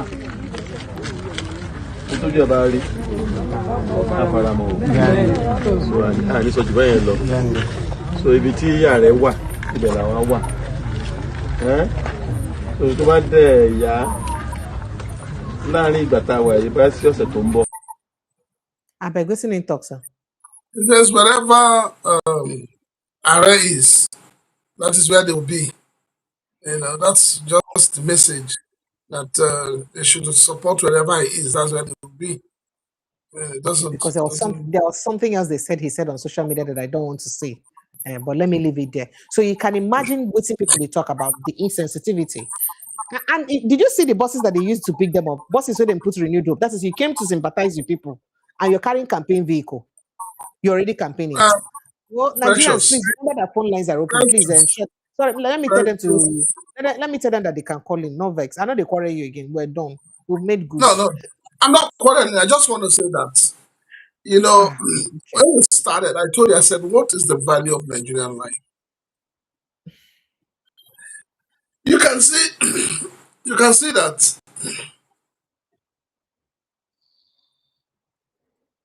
despite what is going on, especially considering the fact that children, the future of Nigeria, including our a baby. children, our children have been kidnapped and taken into the bush. Your president is busy all over the place talking about primaries and second term. The son is busy all over the place talking about second term. The wife is busy merrimenting, talking about second term. The new group called City Boys are busy. Nobody is saying, let us fly our mask half for the teacher that was killed. Beheaded like a chicken, sir. He wasn't killed. Nobody is saying, oh, he wasn't just killed. Let us calm down. Let us reduce the show of affluent. Let us reduce the show of good life. Let us mourn with those who are mourning. Let us be sober and sorrowful with those who are sober and sorrowful. No. Everything has moved on. The government has moved on. The people have moved on. It's as if nothing happened. If not for the media, it's as if nothing has happened. So this is the kind of leadership we have in Nigeria. A leadership that has no empathy, a leadership that have no respect for the people, a leadership that does not believe in doing the right thing, no accountability. That is the leadership you have in Nigeria. And then I keep saying, today, we are breeding a set of generation of Nigerians that all they will know is hate and killing. That is all they will know. May God save every one of us. Amen. Nigerians, please do what to like and share this post if you've not done so. And if you've not subscribed to this platform, make a go bring wine from Doki Village. I can call on my ancestors to distribute wine to you people if you want. Please kindly subscribe. I beg you guys. Subscribe, like, and share this post. If you've not liked it, please ensure you like. Very few likes. We'll have over 700 people watching us. Please ensure you like. Please. Now free. Oh, you don't know it's free. You're not paying money for it. Please, it's free of charge. So just like, subscribe and share, and it is free of charge. Thank you so much. Phone lines are open 0808117 waiting be that number again. Make a date income. You see, the emotions what they feel don't wipe off my memory. I don't feel remember my number again to give out. Okay. So please, you can also follow the link on the pin post and it's to bring you straight into the studio. Yes, that number is 0817-029-4077. That's the number to call, and it's to bring you straight into the studio. Good evening, sir, and welcome. Hello. Hello. Hello, good evening. Hello. All right, make I bring in T.Y. Danjuma inside the call. T.Y. Danjuma, good evening and welcome. Thank you so much for joining us. Welcome, sir. Happy Sunday to you. Same. Good morning, Precious. Happy Monday. Good morning, Prince. Happy 1st of June to me, right? Yes. Thank you. Thank you, sir. Thank you, sir. Prince, thank you for your analysis. You're welcome. Precious, I hope you are enjoying Ndoki and the Ndoki water thing there. He said Ndoki Tetem. Make a bring for you. Wait to make you feel sad in Ndoki land. No, you not go reach rivers, you don't reach there now. You go reach there. Yeah, who tell you at the river states? They go find them. And they protect my mental health. And then they go to those areas where my mental health could be affected. Make I quickly check on this caller. Hello, good evening and welcome, sir. Hello. Okay, yeah, I can hear you now. Good evening, welcome, sir. So my name is Simon. I'm calling from Bristol in the United Kingdom. You're welcome, Mr. Contribute. Okay. To your discussion. Dr. Shilaka, is he still there? Yes, he is. He's here. Okay. I just want to say, I heard him when he was saying all these things about the governor and all these things. You know, if you listen to the news today, you can hear, I think one of the aides of Wiki was alleged to have broken into the INEC, cyber. I read them, hear them, analyze them here. Okay, so that's one issue. You can put that one aside. And then you can see some of these governors, you can see what's happening now. Many of them were on the verge of joining APC because they've promised them that they're going to get them rigged back. Most of them will have been promised that, and then they give them free access to just, siphon the money, take all this money and then make the people suffer. I remember some times ago, late last year, when I called in and we were having this discussion, I did mention to you clearly that, I was with Tinubu's daughter, second to the last daughter, and then she made mention about all this Boko Haram and all these things. And when I made that revelation, a lot of people started abusing me and make a kind of a thing. Those are the people that no matter what you say, they want to die for Tinubu. Today, it's very clear from what America is saying and what we are seeing that the government itself, they are very, very involved in all these things. You cannot tell me that Nigeria government cannot defeat these people who are actually being given free access to move all the way to the south. And the docility of Nigerians in just sitting down and just looking at things and say, because it does not affect you, then you just let it be. Now affects everybody. It's actually affecting everybody. Recently, I was in Nigeria and I was very vocal about people just sitting down, not looking nonchalant, going to the penny job, come home wretched. This thing, life goes on. Life doesn't go on. If one man is making your life miserable, stealing everything from you and making you miserable, and then give you 4 packets of Indomie or whatever he gives you and say that will last you for 4 years, that means that you are even as foolish as the person that's sitting in that place that is doing that. So you can see now that even as present today, the government itself, they know that Nigerians, the few Nigerians who are very knowledgeable, who cannot sit down without talking, are actually coming out to talk. And then they are all now shaking. They are scared. They cannot just be scared. I think it's time for winners to begin to attack those people. I mean attack in every way, to shut those people down. Those people who are following this government, this APC. Anywhere we see anything APC, we must see them as our enemy. Because like you see this man coming now, killing people, and you see the whole country is crying, and then the the wife of the president is in Ekiti State with a lot of motorcade going about, just feeling unconsigned. It's so heartbreaking. Very, very heartbreaking. Look at people abroad.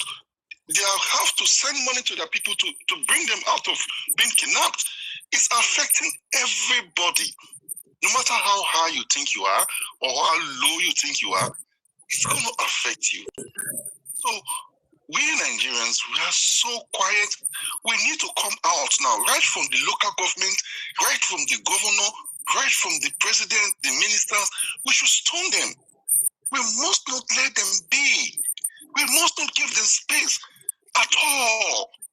We should stone them. Anywhere we see them, we will shut them down. That's the only thing that will make them feel rejected. You see, let me tell you something. No APC leader or senators or whatever they call themselves will go to that north to campaign. Why are we in the south still allowing these people to hold gatherings? What is the hunger that is really touching people in the South that they cannot survive to say we don't need the bloody money? Get out of my friend.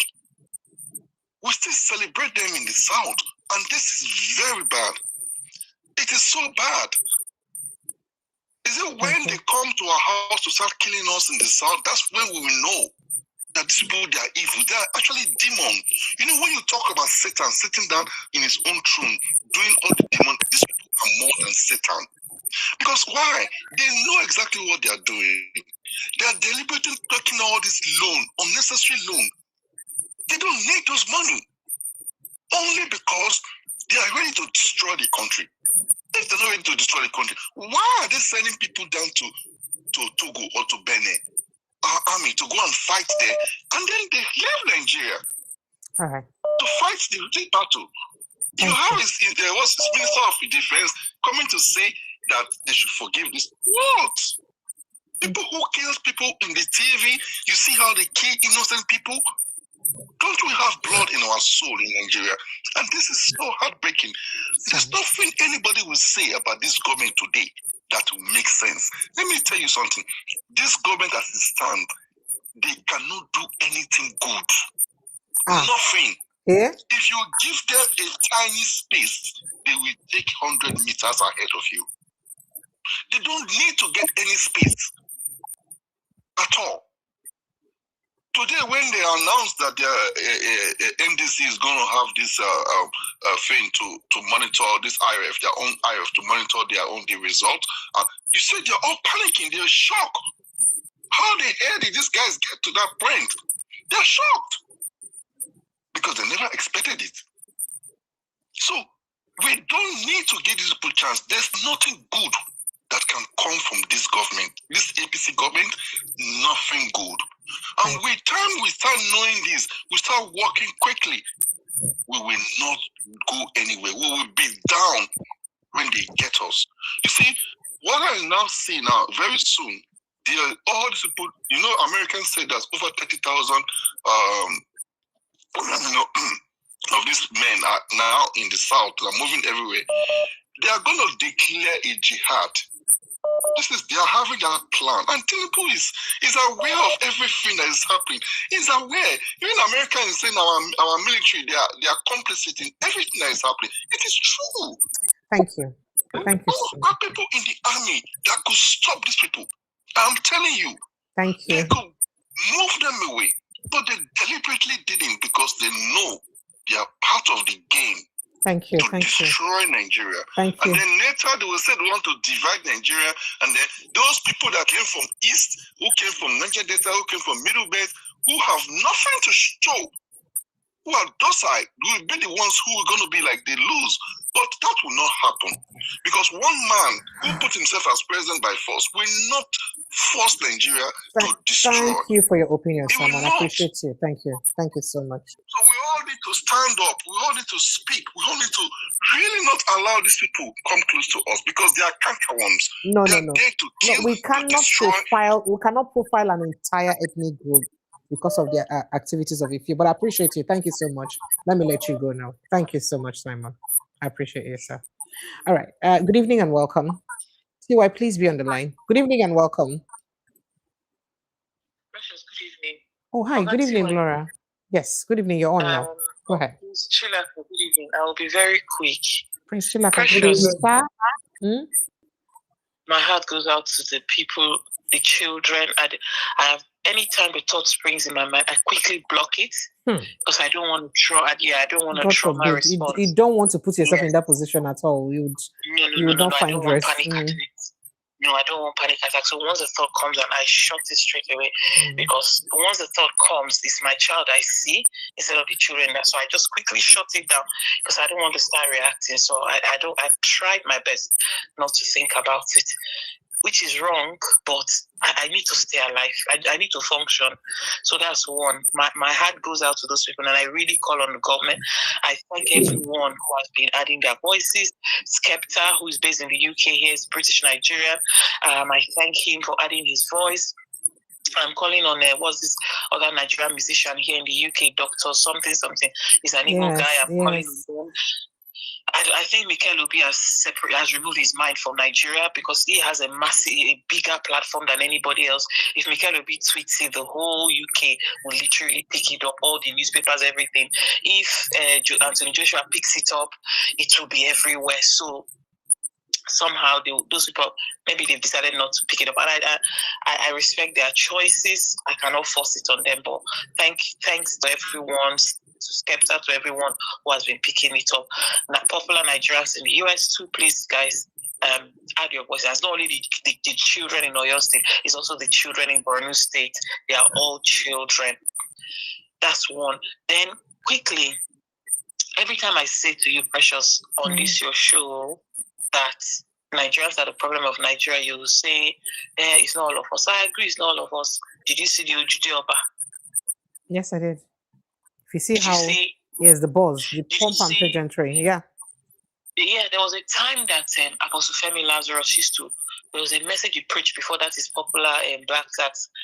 There's a message he preached, and he's a Yoruba man himself, and he said, he tried to say it diplomatically, but he said there's something about our culture as Yoruba people. He said we are performative.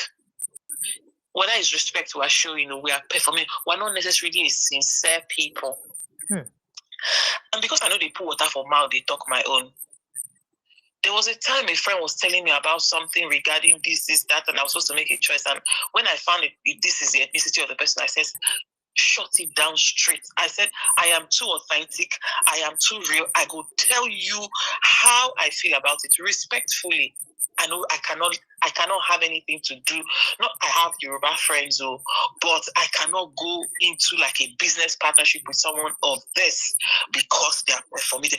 I prefer someone who will tell me the truth that you are a fool than to be smiling with me and you have evil in your heart. How Bible TikTok and say, you say open rebuke or something is better than secret law. I'll be waiting Bible TikTok. I don't know if you remember clearly. So you saw your Judea, but you saw a people without conscience. You saw a people whose conscience has been seared with iron. You saw a people whose conscience are totally dead. After a kindred was beheaded like a chicken in their own soil. Yes. So I understand what you mean. Precious, based on the video you saw from the Judea, if Tinubu was to contest the election today, more than 50% of the Southwest will still vote for him. Their consciences are dead. So the only way to wake up the Southwest, see, if you keep picking the children in the kidnapping people in the bushes, those people in the wiki, no. The only way to shake the Southwest to the core, enter Lagos. Go to the top schools. Go to the British International School. Go to the places where the movers and the shakers, their children are in. All this kidnapping around and corner and poor people. If you want to shake the people, the way they were blowing up inside Abuja during Jonathan's time, enter inside Lagos, gone. Enter the big schools where they are paying 3.5 million. You will see reaction. Then you will see Yoruba people, the high and the mighty, say, terrible, this is that. You will see them. Is it a good thing? No, this advice is not good though. No. Hold on. I'm not saying they should go there. When I say go there, I'm making a comparison. Okay, let me rephrase it. I'm not saying they should go there to pick those children. I'm saying if it was those children that they picked up, Ojude Oba will not hold. If they went into Lekki British International School and they picked the children of the high and mighty, Ojude Oba will not hold. I'm just telling you. In the mind of the average person in the Southwest, those people that gather there, and I really, really praise the young from the Southwest who have been calling out their elders. Well done to all of you. I saw narcissism. I saw performation. They say it's a respect. No, it's a performative respect. There is no respect there. It amazes me when I walk in England and I see people who have never been to church have more humanity in their hearts. Precious, there's a thing that I was reading on the Guardian in the UK. A black woman she lost her apartment and she lost her husband. There was so much debt, and her and her only child were living outside, like in a garage, while she was trying to save her salary. She had a job, but she was trying to save and everything. The Guardian UK then put it up as part of their Christmas appeal, and they want to rehouse this lady. So I said, the small that I have, let me go and click and give. When I saw the comment section, and when I went to the GoFundMe page and I saw, they didn't put it on GoFundMe, put it on Guardian Appeal, so you could click and pay with your card. I saw you could do £300, £500, £600. I'm like, what? Wow. In one giving? Because you could see literally everything everybody gave. I shocked. I'm like, this is a black woman with a black child, and people were commenting, "Oh, this is wrong. This is because they were criticizing our employer. Our employer is the housing association, and why would we kick them?" I say, I don't know the Christianity they preach. I don't know the Christianity that they preach. What in Jesus talk? He said, "When I was hungry, you did not come. Abby, when I was in prison, you did not come and visit me. When I was this, you did not do this." Yes, these children are in the bush. They are the people, the high and the mighty in their society. Outside. What did Jesus talk? Jesus said, "Who is a man's neighbor?" When the man was beaten and left by thieves, aka terrorists and bandits, and left on the side of the road, he said the priests came and they walked past. Another one came and he walked past. A Samaritan is the one who saw. Samaritans are not. Then in the days of old, we're not allowed to enter, I think, the Jewish temples because they were half Jews, half Gentiles. So they were not allowed. So Jesus talks saying that man be the correct neighbor. So me, I really don't judge people's Christianity on the basis of just performative. No. What is your humanity? I don't know the church. When people do church in Nigeria, I'm coming from that because that is my constituency. And I'm not going to criticize and insult pastors or anything, but I want to speak to the Nigerian church. The young people are already beginning to question you about the kind of church you are running. A church that doesn't have empathy. A church where a pastor will say, this is not the first time kidnapping is happening now. I don't understand. Churches where there is an extravagant show of wealth. See, in this part of the world, people can have wealth, but the excessiveness of the show of it is, I'm not against people having wealth. The excessive show of it is symptomatic of our lack of empathy. I attend a church that at the end of every financial year, you must publish the church books, the church finances, and you will give a breakdown. I attend a church that when the pastor wanted to send he has only 2 children. When he wanted to pay his last son's school fees, he didn't have enough. He sold the car that people gifted to him. He sold it and completed his school fees. And he was giving testimony and dancing that, hey, for the rest of his life, he's free from school fees. Oh, his last one just graduated. Oh, he didn't have the community money, but he sold that car. How many pastors in Nigeria? The consciencelessness of the church. And I thank God that certain things have happened. My pastor was in Nigeria. This was in Benue. I don't know if it's Benue, but there was a major program that happened somewhere in the Middle Belt, and he was there preaching. And he gave a person that if you are within the Christian circle, it has rocked everywhere because he called out the church. He called out the church that the church is that God showed him a dream that the Nigerian church is like an ostrich that buried his head in the sand. The church in Nigeria is failing. Look at the power of the church in America. Look at the power of the evangelical church. A lot of people have called out pastors this week. I'm not going to insult the pastors, but I'm going to say to pastors that, see, people who are defending and saying don't call out pastors because pastors are not activists, you are wrong. You are wrong. Why? Why did Jesus use mostly religious ministers when he was talking about the parable of the Good Samaritan? Why? He used religious ministers. Why did he always call the Pharisees and the Sadducees and he called them, you brood of vipers? Why did Jesus go into the church and overturn the table of us? That means he was calling out corruption in the church. There is a corruption in the church. The Nigerian church in the south has abandoned the church in the north. That is, and finally, I just want to say something to we the Christians, not just the religious leaders, we the Christians. Precious, let me tell you something that happened. When Stephen Osewige, with his same Nigeria group or something, were going to the US Congress to lobby, they sent out this, what's it called, GoFundMe that they were doing. I called him, I spoke to him when I saw it, I said, well done and everything. He said, oh, if you want to contribute and everything. I said, okay, no problem. When I get paid at the end of the month. And I have a lot of church groups and stuff that I'm in and all that stuff. Well, 1 or 2. I said, okay, let me share it. I shared it to pastors. I shared it to people that I know. And I marked the amount of money that it was. I checked the amount. This is the amount. And I wrote my own thoughts there. I said, guys, see what's happening. Christian genocide. We cannot only pray. We have to do this. So this is what Jesus said. We should visit the person that is in the jail. We should mourn with who is mourning.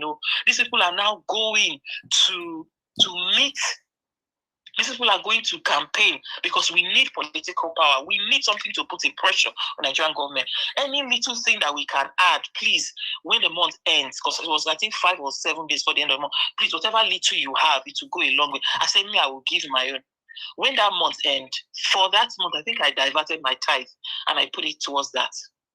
For the 5, 6, 7, 8, 9, day, 10, or how many days for payment, I kept checking it.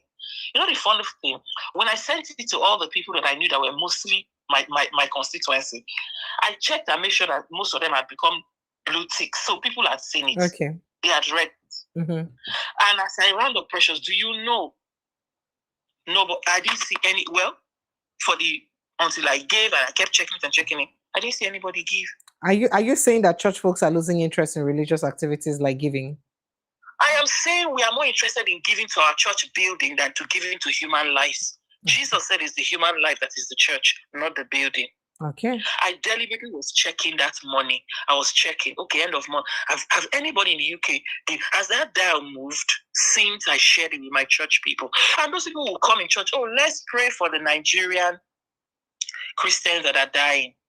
And they will get up and they will pray.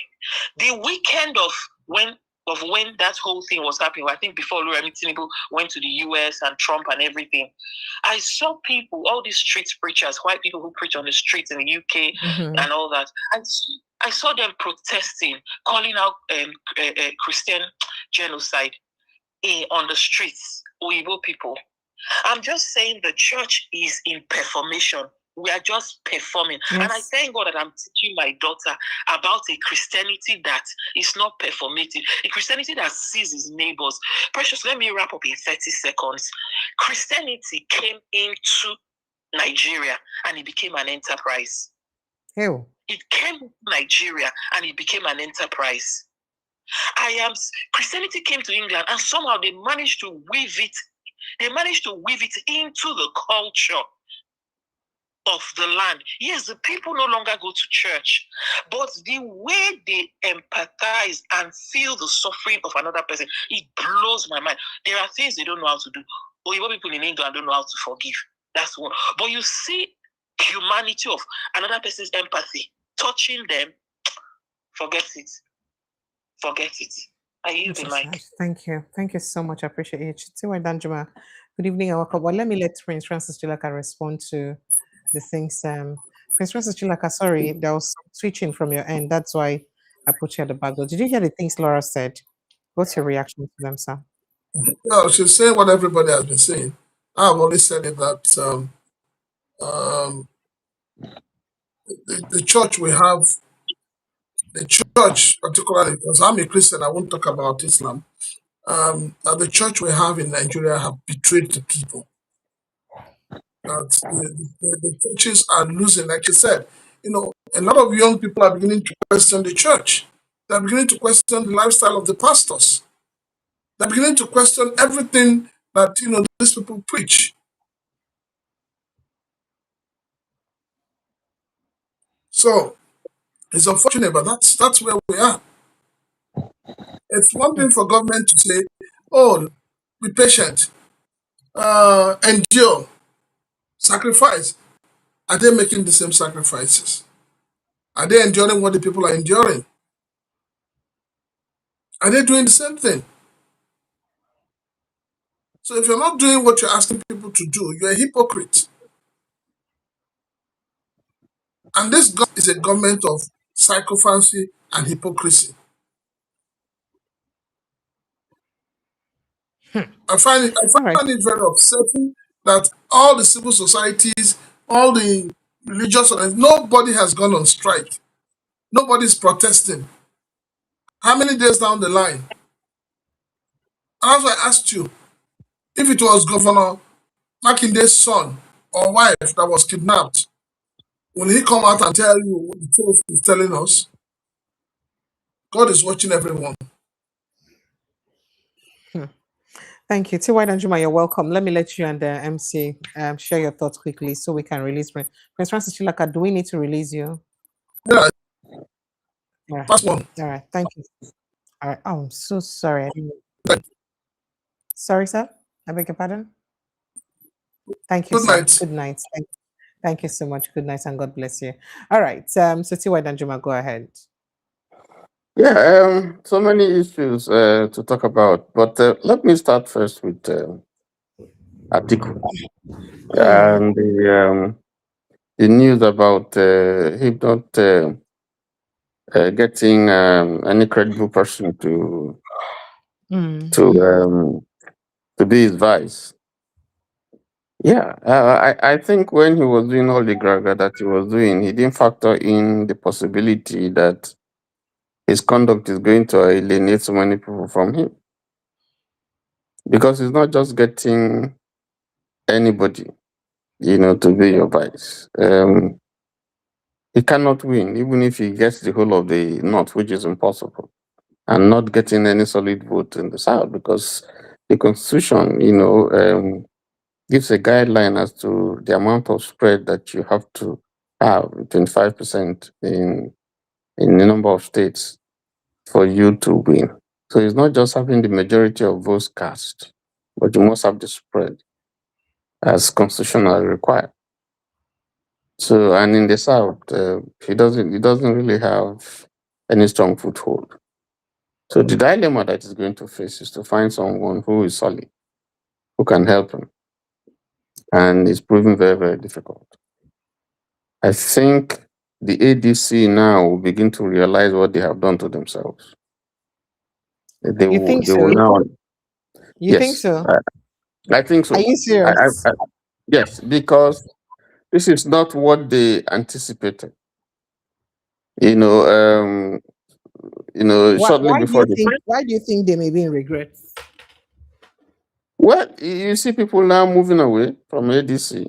Before it was a movement to ADC. Now people are moving away from ADC. That is to show that there are people who are dissatisfied, and it's not one, two, or three. And we have seen some big whips leave, and all over the country. So it's not just one section. I mean, if people are moving from the south, from the southeast, you say, or the south side, you say, oh, it's because the presidential candidate is from the south, and then the owner of the party is from the south. That's the reason. But you see a movement, from all across board, people moving because ADC, I think,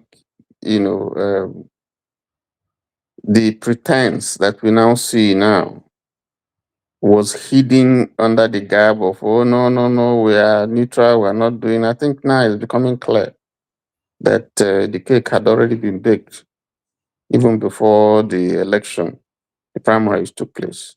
And that's unfortunate. That's very, very unfortunate for a party that had so much promise. And now it's losing steam. But let's put that aside. It tells you how the nature of our political system and the awareness, political awareness, and the characters that come out to rule our country. There are people who are not focused on the general interest. They are not looking at the greater picture. They are looking more about personal aggrandizement. And there's nothing wrong with that, but you have to situate it within a larger context of what is good, not just for you, but also for the nation. And I think that's the place where our politicians are failing. So where does ADC go from here? I don't know. But let's leave that. I think that Atiku, well, may just end up just being a veteran in winning primaries and a total failure in winning presidential elections. So that's the way I look at it now. That's what the picture Why are says. you convinced that Atiku may not make a headway? Now, because one of Atiku's greatest problem is finding solid inroads in the South. As it is now, that's one of his greatest problems. And the only thing that would have helped him, not his money, would have been to find someone who has a mass appeal. At least, if not from, at least from one section, if one geographical region. Maybe he will find, but it's looking as if that's looking elusive now, because they don't have time. And two, there's even a greater problem of the court cases that ADC has, about 3 or 4 that ADC has unresolved. And then you now have 3 people who are coming out, whether they are serious candidates or not serious candidates. The fact is that all those things are also throwing a spanner in the wheel. So there are issues, and maybe that's why some people don't want to. You don't be a vice presidential candidate on a platter of gold. You have to find 2 billion, like Okowa did, or something. You don't just give it to you. They don't just call you and say, Precious, come and be my vice presidential candidate. You have to bring something on the table. Okay? So who is going to look at ADC the way it is, and then look at what the optics is currently, and we put down that kind of money? It's going to be hard to find someone who's going to do that, unless he just wants to add that to his CV, that he was once a VP. Because Okowa tried it with that humongous amount from Delta State money, and he failed woefully. He didn't even win in his state. So that's to tell you, the battle that is ahead. But let's leave that aside. I want to talk about this insurgency thing and this visit. First of all, yes, I congratulate the president, because not acting at all is even grievous. Acting late, okay, we can excuse that for whatever reason. Maybe the homeland person is the one that told him. He sent people there. The Homeland Security guy. Yeah, he sent some people there. How did you ever remember him? Well, I don't know. Maybe that's the one, because it's uncommon for the president to do this kind of a thing from all the places we've seen. So maybe it's the homeland person working, and not the NSA, because the NSA has been there all the while and these things are happening. So maybe it's the homeland person, the general, who said, listen, this is how we'll do it. Yes, I congratulate him for doing that. But you want to sit down and ask yourself the question, what has this achieved to people who are mourning? What has it achieved? So you can fly a helicopter to the village, but you can't fly a helicopter to Yewata. You can't fly a helicopter to the place in Jaws. You can't fly a helicopter to all those places. Even if you can't go there, you can't send people to go in there. So you can see that, and then you're listening to what the person who is speaking is speaking Yoruba, condoling with them, sorry, it won't happen again, and so on and so forth. What is the meaning of that? It means nothing to people who are mourning. Who the woman is saying that I have 4 children there, and I have this sister-in-law or something like that in there. Yes, daughter-in-law. So yes. What are you saying to her? What's the meaning of that? It means nothing.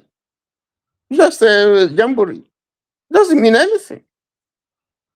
If you are coming there with those people, that it makes sense. Then you can begin to condole, to say, the person who has died, we're sorry. This woman, the principal, is shouting and crying and saying that they want to kill them. They're threatening them. You say, but don't worry, God is going to do this, this. Absolute nonsense. 2 weeks, you haven't done anything. 2 weeks.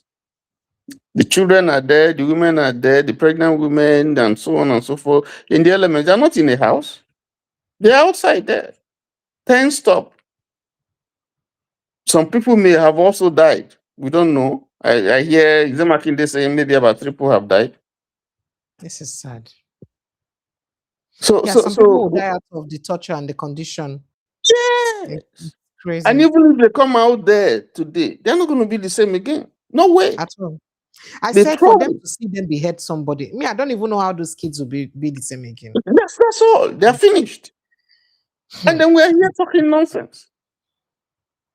With all the technology that is available, if you cannot help it, why not ask someone? Why not ask a nation to help you? Tell another country to help you. The way they deal with these things, they will smoke them out and go in there and pick the people. It's been done. Israel went from Israel to Entebbe and he took off all their people. We only lost one person. It's been done. America went and took when they kidnapped somebody from Niger and took them into Nigeria. America sent in commandos. They went there, they killed all the people, rescued their people. No casualty. So if you don't know how to do this thing, if you are really serious, you tell people. That's what Obasanjo is saying. If you can't help yourself, tell people who will help you, and they will help you. There's no shame in that. They will applaud you. But you are just there because it's not just because it's not their children, because it's not. I don't endorse them going to Abuja or going to Lagos or because even if it happens, I can tell you they can't do nothing. This is the government that is incompetent. And I have respect for Nigerian people. I know they have gone through a lot, but I think that we have not done enough. Because there are countries where if this thing happened in Kenya, half of this thing happened in Kenya, the world will hear it. The world will hear it. And the people will either run away, the leaders will either run away or they'll be forced to do so. They know what to do. Gumi is there. Okay, if they cannot call any foreign nation, let them go and tell Gumi. He knows them. He says they are brothers. They know them. There are people there they can talk to who knows them, who can say, people release this thing. If you don't I give you 1 week. I give you 2 days. If you don't do it, you won't like what we're going to do. They will release them. You see, so all these ones we are doing is just make believe so that the world will see that you are trying to do something. But obviously you're doing nothing. It was just a waste. It was a jamboree. Nothing. Absolutely nothing. So it's just to make people feel as if they are doing something. Now, this is your people. I don't want to reduce this thing to ethnic this thing. This is happening in Yoruba land, and the president is a Yoruba person. This is happening. It has happened before. Where are the cows? It's happening. You're looking. You're looking. I want to see also this trip go to Goza or go to Kwara or go to Kogi and all those places where they've had this situation and empathize with them. I want to see it happen and tell them this story that you are telling. So that you put CCTV camera, or you will, you get people who are mourning. You see the way they debase human beings who are in sorrow, who are downcast, totally disconsolate. You go and tell them to come. The president wants to see you. Who knows what they tell them? So maybe say president has money for you, or president brought the chair, and then you bring in people there, and then only to just stay 10 minutes with them, and then you go. And you expect me to give you 10 over 10. We're not just criticizing the president. No, this is not. This is about human beings. They are not animals. They are people that you rule. You are the commander in chief. And to say that governors are collecting security, they are just in paper. They are just chief security officers of their place. They can't do nothing. So I believe, and I want state police, give them so that they don't have any excuse. And if they misuse it, we'll deal with it. Is the national police not being misused? Empower them, give them, so that they will have no excuse to say, because we don't, they have the security vote.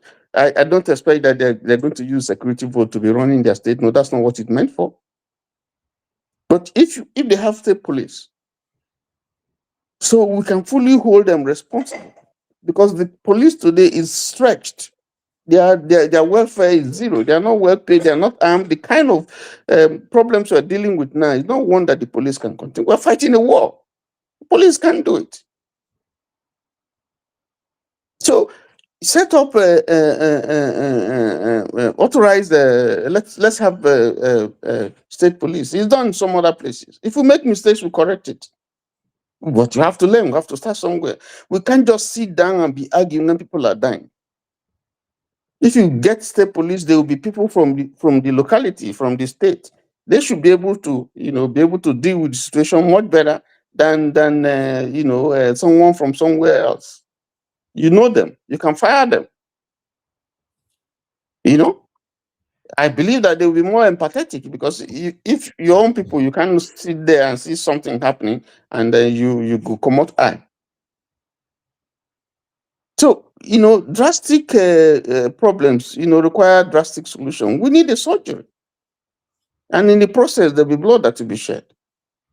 But we can't sit down and be treating this thing with kid gloves so that we can get political mileage, or people will feel that we're doing something. This exercise didn't do anything. Did it move the needle? No. Has it released the people? No. And you are in the commander-in-chief. You have all the powers. You can give instruction to somebody to say, when Anani was mesmerizing Delta State, Babangida called the IG, say, where is this thing? He had to send Omweben to Benin. Omweben is from Benin. Omweben is from Edo State. He had to send Omweben to go there. Go there and go and sort out this thing. And he did. So they know what is happening. They know who they can talk to among the leadership in the north. They know who are involved in it. They said it with their own mouth. Now they know. Why not use them? Why not tell them we can't take this thing anymore? Why is he afraid? If the kitchen is too hot, you get out. It is unfortunate. And everybody is looking at us, they're making mockery. That's why, because this thing is robbing off all of us. They can tell us to do anything. They know your government will not come out for you. Government, you're on your own. Government, so everywhere. Somebody is saying in Cambodia, in Benin, in South Africa. Oh, yes, in Cambodia, they gave deadline. Yes, in Mozambique, everywhere. They're throwing us. Nigerians are like shit. You go and apply, you want to get a visa, they look at your passport, they throw it away. You haven't committed any offense. So you're like shit. You're nothing. Are you surprised that someone calls all this? Are we considering all this in for this election, or will just pay attention to other things? Will they consider our image and the implication for most of us where fit get intentions to the travel? Sometimes they come back. Would they think waiting it could do for to us? Precious, are you asking me? When you are borrowing the money that you are borrowing. When you are borrowing the money you are borrowing almost every month, are you thinking of the implication? The money, is anybody asking where is the money that you're borrowing? What are you doing? Of course, they're using it for election, they're using it for buying all the kind of things. Is anybody asking? Nobody is questioning. These things are happening because nobody is standing up to say, why. The people who try, when they don't do it for 1 week, everything goes and there's another issue and there's another issue. And the government understands the psychology of the people. That don't worry, they'll talk about it after 1 week. You go, you can move on. They don't stay on one issue and fight it till the end. Apart from a few people, God bless them. And they can only do what they can do. So, the country has to decide whether what is happening is good, they like it, that's how they want the country to be. If they don't want it, then they know what to do. I mean, look at what is happening with, this party thing and so on and so on. Look at all the kind of nonsense that we are hearing. All of them, including NDC, they are nonsense. Nonsense. It's just that, you don't have independent candidacy. All of them from beginning to the end, there's no difference. There's no difference. INEC is the worst. Should he still be there if it's a country we get ahead? Should Amo Peter still be there and doing this nonsense? Look at all the controversy from day one when he was announced. Should he be there? I don't know. I don't know. I don't think we're serious. I'm sorry. I don't think we're serious.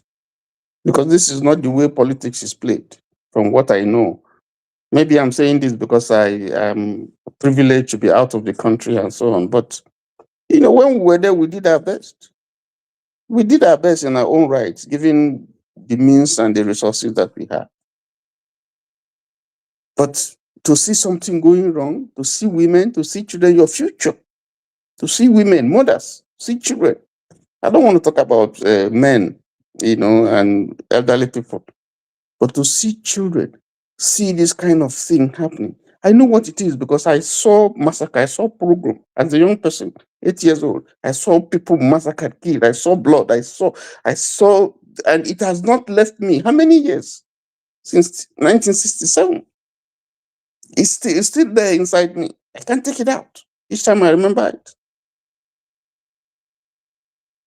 And what we're seeing now in peacetime, you have killed more people than in wartime. So imagine what these children who have experienced lifetime murder and beheading would be going through. That means they still remember it for a long time. It can't go. Imagine a little child seeing someone, they put knife, they cut and they cut and they cut and they cut. Everybody's looking. Can you imagine that kind of a thing? Not that this is the first time that is happening. Stoning people to death in this age? Are we in the Paleolithic age? Are we in the Stone Age? What kind of culture tolerates that kind of a thing? Are we the only Islamic country in the world? This is sickening. And where are the people who want to lead us? They can't open their mouth to say this is wrong. I haven't seen them. Particularly people from the north, where this whole thing is being perpetrated, where it's coming from. Have you seen them to stand to say, I'm not going to take this. We can't take this. If I become president, this thing must stop. I denounce it. I say, have you seen them? Show me one person.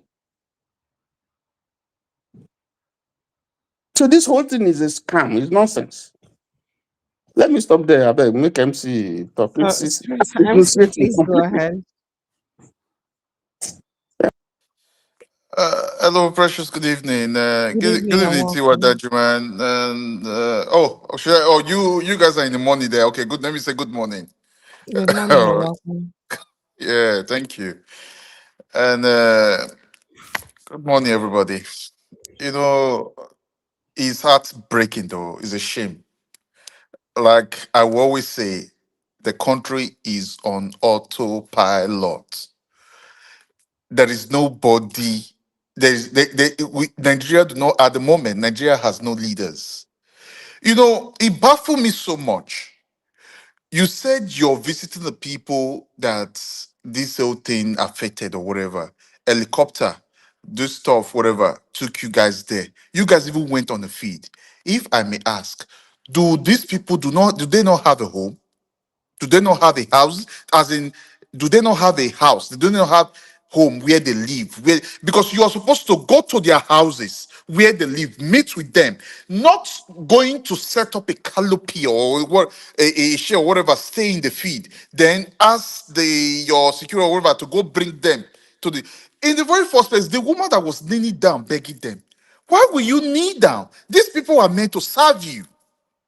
Not Oga, you leave that kneel, one way put they your talk two knee now. on the ground begging them. No, Oga, no talk this one way they talk. This one, no vex. So, first of all, is the culture. Is it first of all, calm down, no vex. Is the culture of the Yoruba people. No. Prayer, I would disagree with you on that. No, because whether culture has nothing to do here. These are people money. These are people money who have their loved ones taken away from them. If she kneels and beg them is a crime. If she kneels down to beg them, it's not supposed to even beg them. Rather than that, they were the and one. She kneels down to say, "Beg, look, help me release my children." Well, go ahead, sir. I mean, it's totally your opinion. Yeah, because they are meant. Because these people are meant to serve these people, not the other way around. They don't beg because every one of them is meant to be even held responsible for what the atrocity they brought upon these people. Because in the same word, these people were supposed to have resigned. They're supposed to have resigned, as in they will wash their hands off it, they will resign. Then other people will take over. Because the country cannot continue like this. Because look at the first one that day now. You went to the Benue, it was an airport. Then they went to bring the people that these things affected, and that was it. Then look at this one again. In a feed, you set up a canopy in the feed. Then they brought the people to you guys. This is madness. Then from there, you make your the language you were speaking. You speak a little bit and everything, and that's it. You're gone. We can do better than this because the country needs someone that really have the people at heart, who really mean business for the country, not what we have now. Not what we have. Okay, look at the other one again. I even saw even the convoy. We know we've been talking about this in all of this that is even happening now. Okay, the in all of this now, these people don't okay. The wife, look at the cover of the wife going to wherever you were going. It's not that you people have sit down now to say, oh, how can we sort out this mess? How can we do this? Okay, nothing. The cover, even people are even talking, so the extent that the same Nigerians are now saying, there is money in this country. There is money in this country due to what you've seen. This is a place, the wife who has no office. You are moving with that kind of a convoy. Even only that one trip alone, you know the resources that one trip has consumed, the taxpayers' money. That's that. Okay, since the beginning of this issue now, have you seen your president say, call a meeting or call the service chiefs, call every one of them, summon all of them. They're in a meeting and tell them, if you do not sort this thing out, if this thing is not sorted out, nobody's going anywhere. Or tender your resignation letters. None. Everybody is just quiet. The service, nobody is saying anything, nothing. Okay, whereas in other part of the world, let's assume in other part of the world, in the Western world, now this kind of a thing happen. the prime minister will be on the stool. There is what we call, like, I think you call the meetings, the service, the security meetings and everything, which they must locate where those children are head. But none of these things have taken place. We need to wake up. It's as if they are taking everybody for a joke, for a ride. That maybe this people. Okay, now look at the military, like the military we're talking about now. When I say the police, because I said technically these are the jobs of the police, because you got the DSS there, the secret police, the DSS is there. You got the police is there. So are you telling me that this police now, they do not have something like when they say spy planes, all those drones and everything, which can fly around those forests quietly, detect signature where these people are being held? Or are they just deceiving Nigerians for taking Nigerians for a ride? Or there's no political will to sort out this mess? So a lot of questions needs to be asked. A lot of questions need to be asked. Because this is not funny. It's not funny anymore. This is not joke. Because we cannot continue like this. We cannot continue like this. And a quick one, I think I come across a video again today. There was a woman who was laying curse on the pastor. One of the it was laying curse on the I don't want to go. I don't want to say. It was just funny because we need to wake up. Enough is enough. Thank you. Let me give room to other people to speak. Flagship, let me let you talk so that I can retire. Flagship, go ahead, sir. Good evening. Good evening, Precious. How are you today? I'm very well, thank you, sir. Welcome, sir. Hello. Today I will try not. They take Nigeria's case. They take a lot out of the mind of anybody that listens to it. Your voice not very loud. Oh, really? You hear me well? Well, go ahead, sir. I said the situation. You see, something will take time. I said the Nigerian situation, they take a lot out of the mind of anybody when they try to figure them out. It's depressing. Yeah. You hear me? Yes, I did hear you, sir. Go ahead. First of all, I've been wanting to chip in on that question when you ask the last speaker, MC. So there is everything wrong with that picture. that you saw today of the president going to that place and people Not the kneeling down, president. Not the president. excuse me, or the lady when they kneel down, they beg. Okay. There is everything wrong with it. It's not supposed to happen. That is not tenable in a sane society. And Obasanjo lament, a video I saw him lamenting, and he made a statement that when he was president, that they had every infrastructure to find any perpetrator of any kind of evil anywhere in the country, Nigeria, and what it takes to pick them out and prosecute them. However, the one challenge they had now, mobility, according to them. But as it stands right now, Nigeria has everything, according to Obasanjo, with this president. Nigeria has everything it takes to locate them, to fly there, to drive there, to do whatever that needs to be done to pick these guys, prosecute them, and stop this nonsense. But the question he asks is, why are we not doing it? Why is the government not doing it? Now, the big elephant in the room be that Nigeria, as it is today, is a country that is being ran by foreign entities or other people other than those that are in the seat of power. And I think in our friends, now they run Nigeria now. I strongly believe that Nigeria is being run by France. Since Niger kicked France out, Burkina Faso kicked them out. And I think Mali or Chad, in the third one, kicked them out. Their resources, they go down. France is almost bankrupt. They need money. And Macron has just taken siege over Nigeria. And they are getting easy money from them. And that's your taxes. It goes to them, they hold it. We don't know the terms and conditions that that MOU or whatever agreement they signed are. Whether when you need the money as a government in Nigeria, you get them immediately from them. CBN feed order the release of the money, may they use them for whatever they want to use in Nigeria, or whether now a certain percentage they will give Nigeria, or whether Nigeria go borrow them from them, their own money, whether they go borrow them from them with interest to use the money collected from the people in Nigeria. We don't know. Those documents were written in French. We don't even know if our people read it before they signed it. Tinubu takes orders from them. It's unfortunate that many African leaders are compromised. And that's why the West backs them up when they run for office.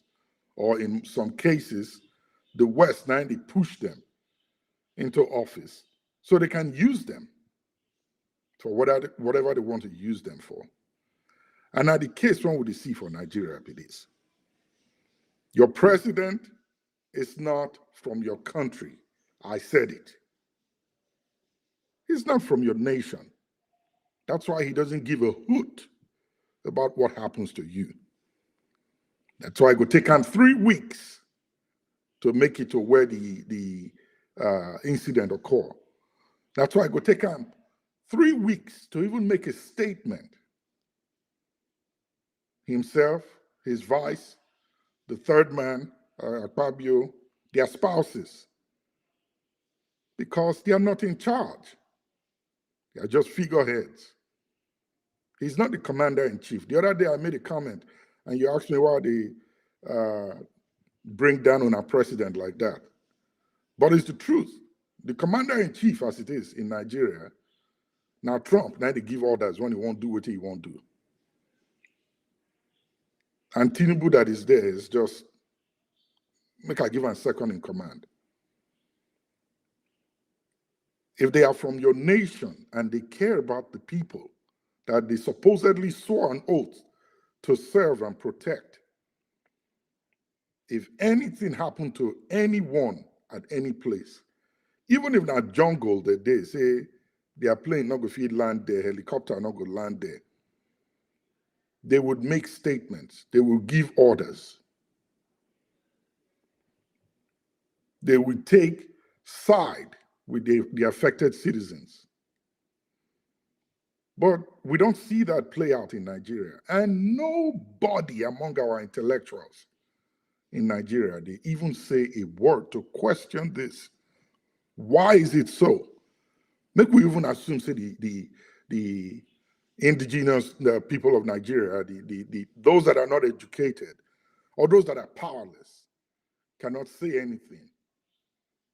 How about those who are intellectuals, who are educated, who know policies, who know the system, who know what is going on and what should be done and not done? Why are they not saying anything? They are educated, they know these things. So again, it brings me to what I always say, why Power Wolowo described Nigeria the way he described it. And why your president not going to give an order to quell these insurgents when they go on for his country, but will be able to give an order to go to another country and the best of our military go there and execute the order clean and come out without no casualties, maybe minimal. Do you think it's Tinubu that's giving those orders? I don't think so. That'd be Tinubu the giver. So it's unfortunate that Nigeria is where it is today. The people are going through what they are going through today, and they have leaders, no, I don't call them leaders, they have privileged people who found themselves in the seat of power, ruling over them, that do not have any allegiance of any kind to the nation. Look at all of them. They have houses abroad. Every single one of them, to their ministers and service folks, all of them get citizenship somewhere else. They may not say it out. So the questions that need to be asked and put in their faces. Now, why? Why did they do this kind of thing? And the reason why they are doing it is because they know that the Nigerian people, the majority of the Nigerian people are not aware of what their rights are, of what governance is, of who should be serving and who should be served. Look at the folks in the UK, that they face energy problem and immigration issue. And they found one reason to come after their prime minister, and is on his toes right now. We all they see him. But our intellectuals, they hide and make excuses for these guys, that they cover up for them. And I understand that they try to keep their jobs, right? They don't want to get into trouble with them. Those in the media houses, I find it difficult to listen to the media broadcasts in Nigeria because they cover up for them. They make excuses for these guys, most especially when they have those one-on-ones with them. You hear the kind of questions they ask them. I understand. They are being paid. They need to be paid. They are their bosses. They own the media houses. NBC is on the side of the government, and so on and so forth. Some journalists who have spoken out have paid the big price with their lives. I understand. But how long do we have to continue like this? Like Bible will say, shall we continue in sin because grace abounds? I don't think so. So we really need to not only speak, but when we speak directly and boldly to those who are privileged to be in the seat of power as we speak. Those that are supposed to be speaking to this government now are complacent. They are abroad. They're your past leaders. Go on, they London, there, wherever he is. They enjoy life. Buhari, before he died, was in the UK. Not only Obasanjo and President Goodluck, now did Nigeria. So it doesn't matter to them that the people are dying. They show up and they stay there for a few minutes and they get out. Doesn't mean anything to them. So I personally say that for those who cannot speak, those of us who can speak should speak on their behalf. And it's not easy for the people in Nigeria. I really don't like putting blames on them or calling them out. They are trying. They are trying. It's not easy for the average people. So we will continue to support them by pointing out these errors in the faces of the leaders and ask them to do the right thing until we get them out of that office. Thank you. Thank you, Precious. Thank you so much, sir. Thank you. So I do have a pattern shot. Everyone a pattern shot. Let me retire. It's almost 2 a.m. Thank you so much. Well, what else can we say? I wish there's something more we can do from here, apart from the things we say and the things that individually we do. But the only reason why we're talking is because some of us still feel that.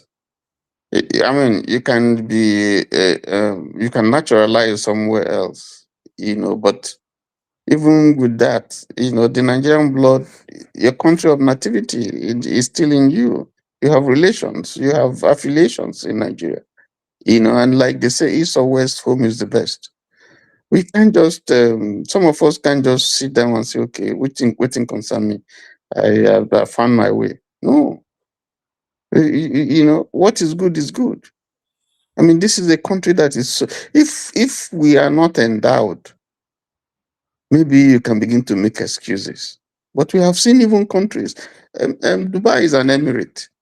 It's just desert. But someone had a vision, turned the place around. Everybody is going there, including one of your contestants. He don't go live there. He doesn't live in Nigeria. Only when he has a business to do in Nigeria, it comes. Someone built it and still guiding the process to make sure that they not go mess them up. But here is a country that is endowed with all kinds of things. The weather, one of the most beautiful in anywhere in the world.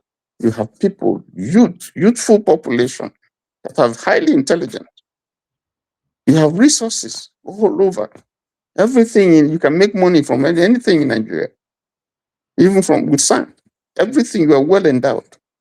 With rich fauna, from flora, everywhere, everything. All kinds of topography. And yet, the things that God has given to you has become a curse. Oil has become a curse. Your solid minerals have become a curse. Your youths that they've given you, virile youths who are ready to work with their hands, they become a curse.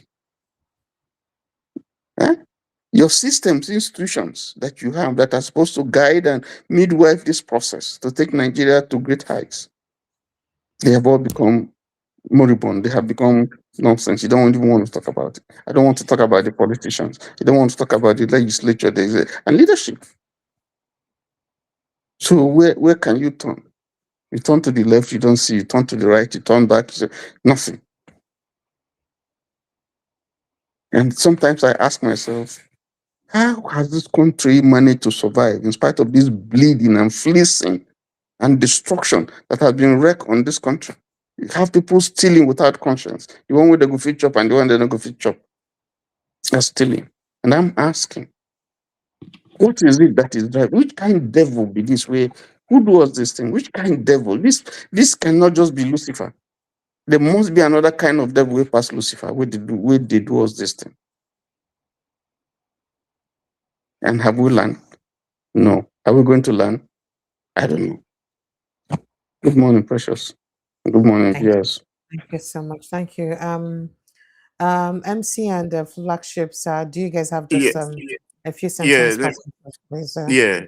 Let me Thank add you. this as well. Let me add this before I go. Thank you very much, Precious, as well. Thank you once again. I know you're trying. You know, uh, Your network somebody is bad. We wants can't hear somebody's. you. We can't Okay, hear can you you. hear me now? Can you hear me? We can't hear you. Go ahead. We can hear you. Please kindly help me wrap it up so that I can retire. Go ahead, Okay. please. Yeah, I said. Go ahead. And somebody once said Atiku was supposed to be training people, mentor people. What is it going to mentor people on how to ring election, or what is it going to mentor people on how to ring election? Did he rig No. election before? Did he rig one before and he didn't pass after rigging? So there was some voice note that came out during the last election now where they were planning how to ring election. I believe Do you everybody have that voice note. evidence? There was a voice note And that was circulated. did you confirm that it was him? Yeah. It was a voice, his voice now. That voice note circulated all around now. You So can't be sure I'm of just this saying, now. I'm just saying it. I'm just saying it. So those ones have nothing because I don't believe those people can mentor anybody. So that is that. You see, he make mention of Dubai just now. I'm happy. I thank God for that. That I've been opportunity to be to Dubai several times. If you see now, due to the way Dubai have stand themselves, every big man, the rich all over the world, they all have one or two businesses in Dubai. They're all relocated to Dubai. Why? Due to the tax-free policies in that country, they don't pay tax. People from UK, people from Canada, people from America, they're all relocated to Dubai, setting up business, staying in Dubai and everything. So that's for that. If I may ask you today now, where is Nigeria in all of this? Where is the direction we can point Nigeria to that? This is what Nigeria is doing. This is what Nigeria is planning for our citizens. None. So Nigerians, I will say again, I know things have the way they are now, but we need to continue speaking. We need to start talking. We need to wake up and start demanding for what belongs to us. Hopefully, one of these days we'll get there. So Thank you. that's all I would say. Thank you, Precious. Thank you. Thank you so much. The flagship, sir. Precious. Sir? My parting shot now to those Agbalagbas and Ogbolobos there, Mm-hmm. area boys and girls when it did What did they Nigeria. do you? When honorables they give weapons to make they take go oppress and cause mayhem to their own people. Here are my words to Una. They're not they plant shuku for ground. They expect them to turn to beans when you want reap them or corn. Now, waiting you sow, now you go reap. So the next time when they ask you to go do bad for your community, take time, ask yourself, this thing when I won't do so, how you go take benefit me and my future? Think I'm well before you do them. Precious, tomorrow now another day. Thank you. Good night. My dear brother, I really cried the zero there. Make a text I retire. Sure. Thank you so You do much, well. sir. Thank you to everyone who's been part of the show. It's always a pleasure to have you guys on. I know now. Thank you, thank you, thank you. It is so sad what's going on in our country, but let's continue to speak. Make we continue to the talk. And good thing, not be just us. More voices don't they come out, more people don't they come out, they talk. And we'll not go fit stop. Because if we stop, in fact, if all of us could die, if we stop, would they die? We'll not stop, would they die? Is it not better we keep talking and keep doing what we have to do? Because there's no way we can continue like this. Every time going out and coming back is just a risk. You can't tell whose turn it will become. People they even day inside their house going go. She been a one woman day for front of her domot or River State. Person they teaching girlfriend driving hit the girl misfire, hit her 3 children, killed them there instantly in a very horrific way. Intestine itself come out of one of the children. She was just in front of her house. So the way Nigeria is right now, it can happen to anybody at any time. We must keep talking so that our leaders go understand the need to fix this country. The way where did they go to the day? And that might be the important thing. I love you guys and I appreciate it. I forgot to even play you guys a video of what the Minister for Defense said about the country, but that's by the way, it will be tomorrow. For now, ensure you subscribe, like, and share this post and subscribe to this platform if you've not done so. Please, I beg you now, make a buying wine. Help me subscribe and like and share. I love you guys. Good night and God bless you. Protect your mental health. It's very, very important.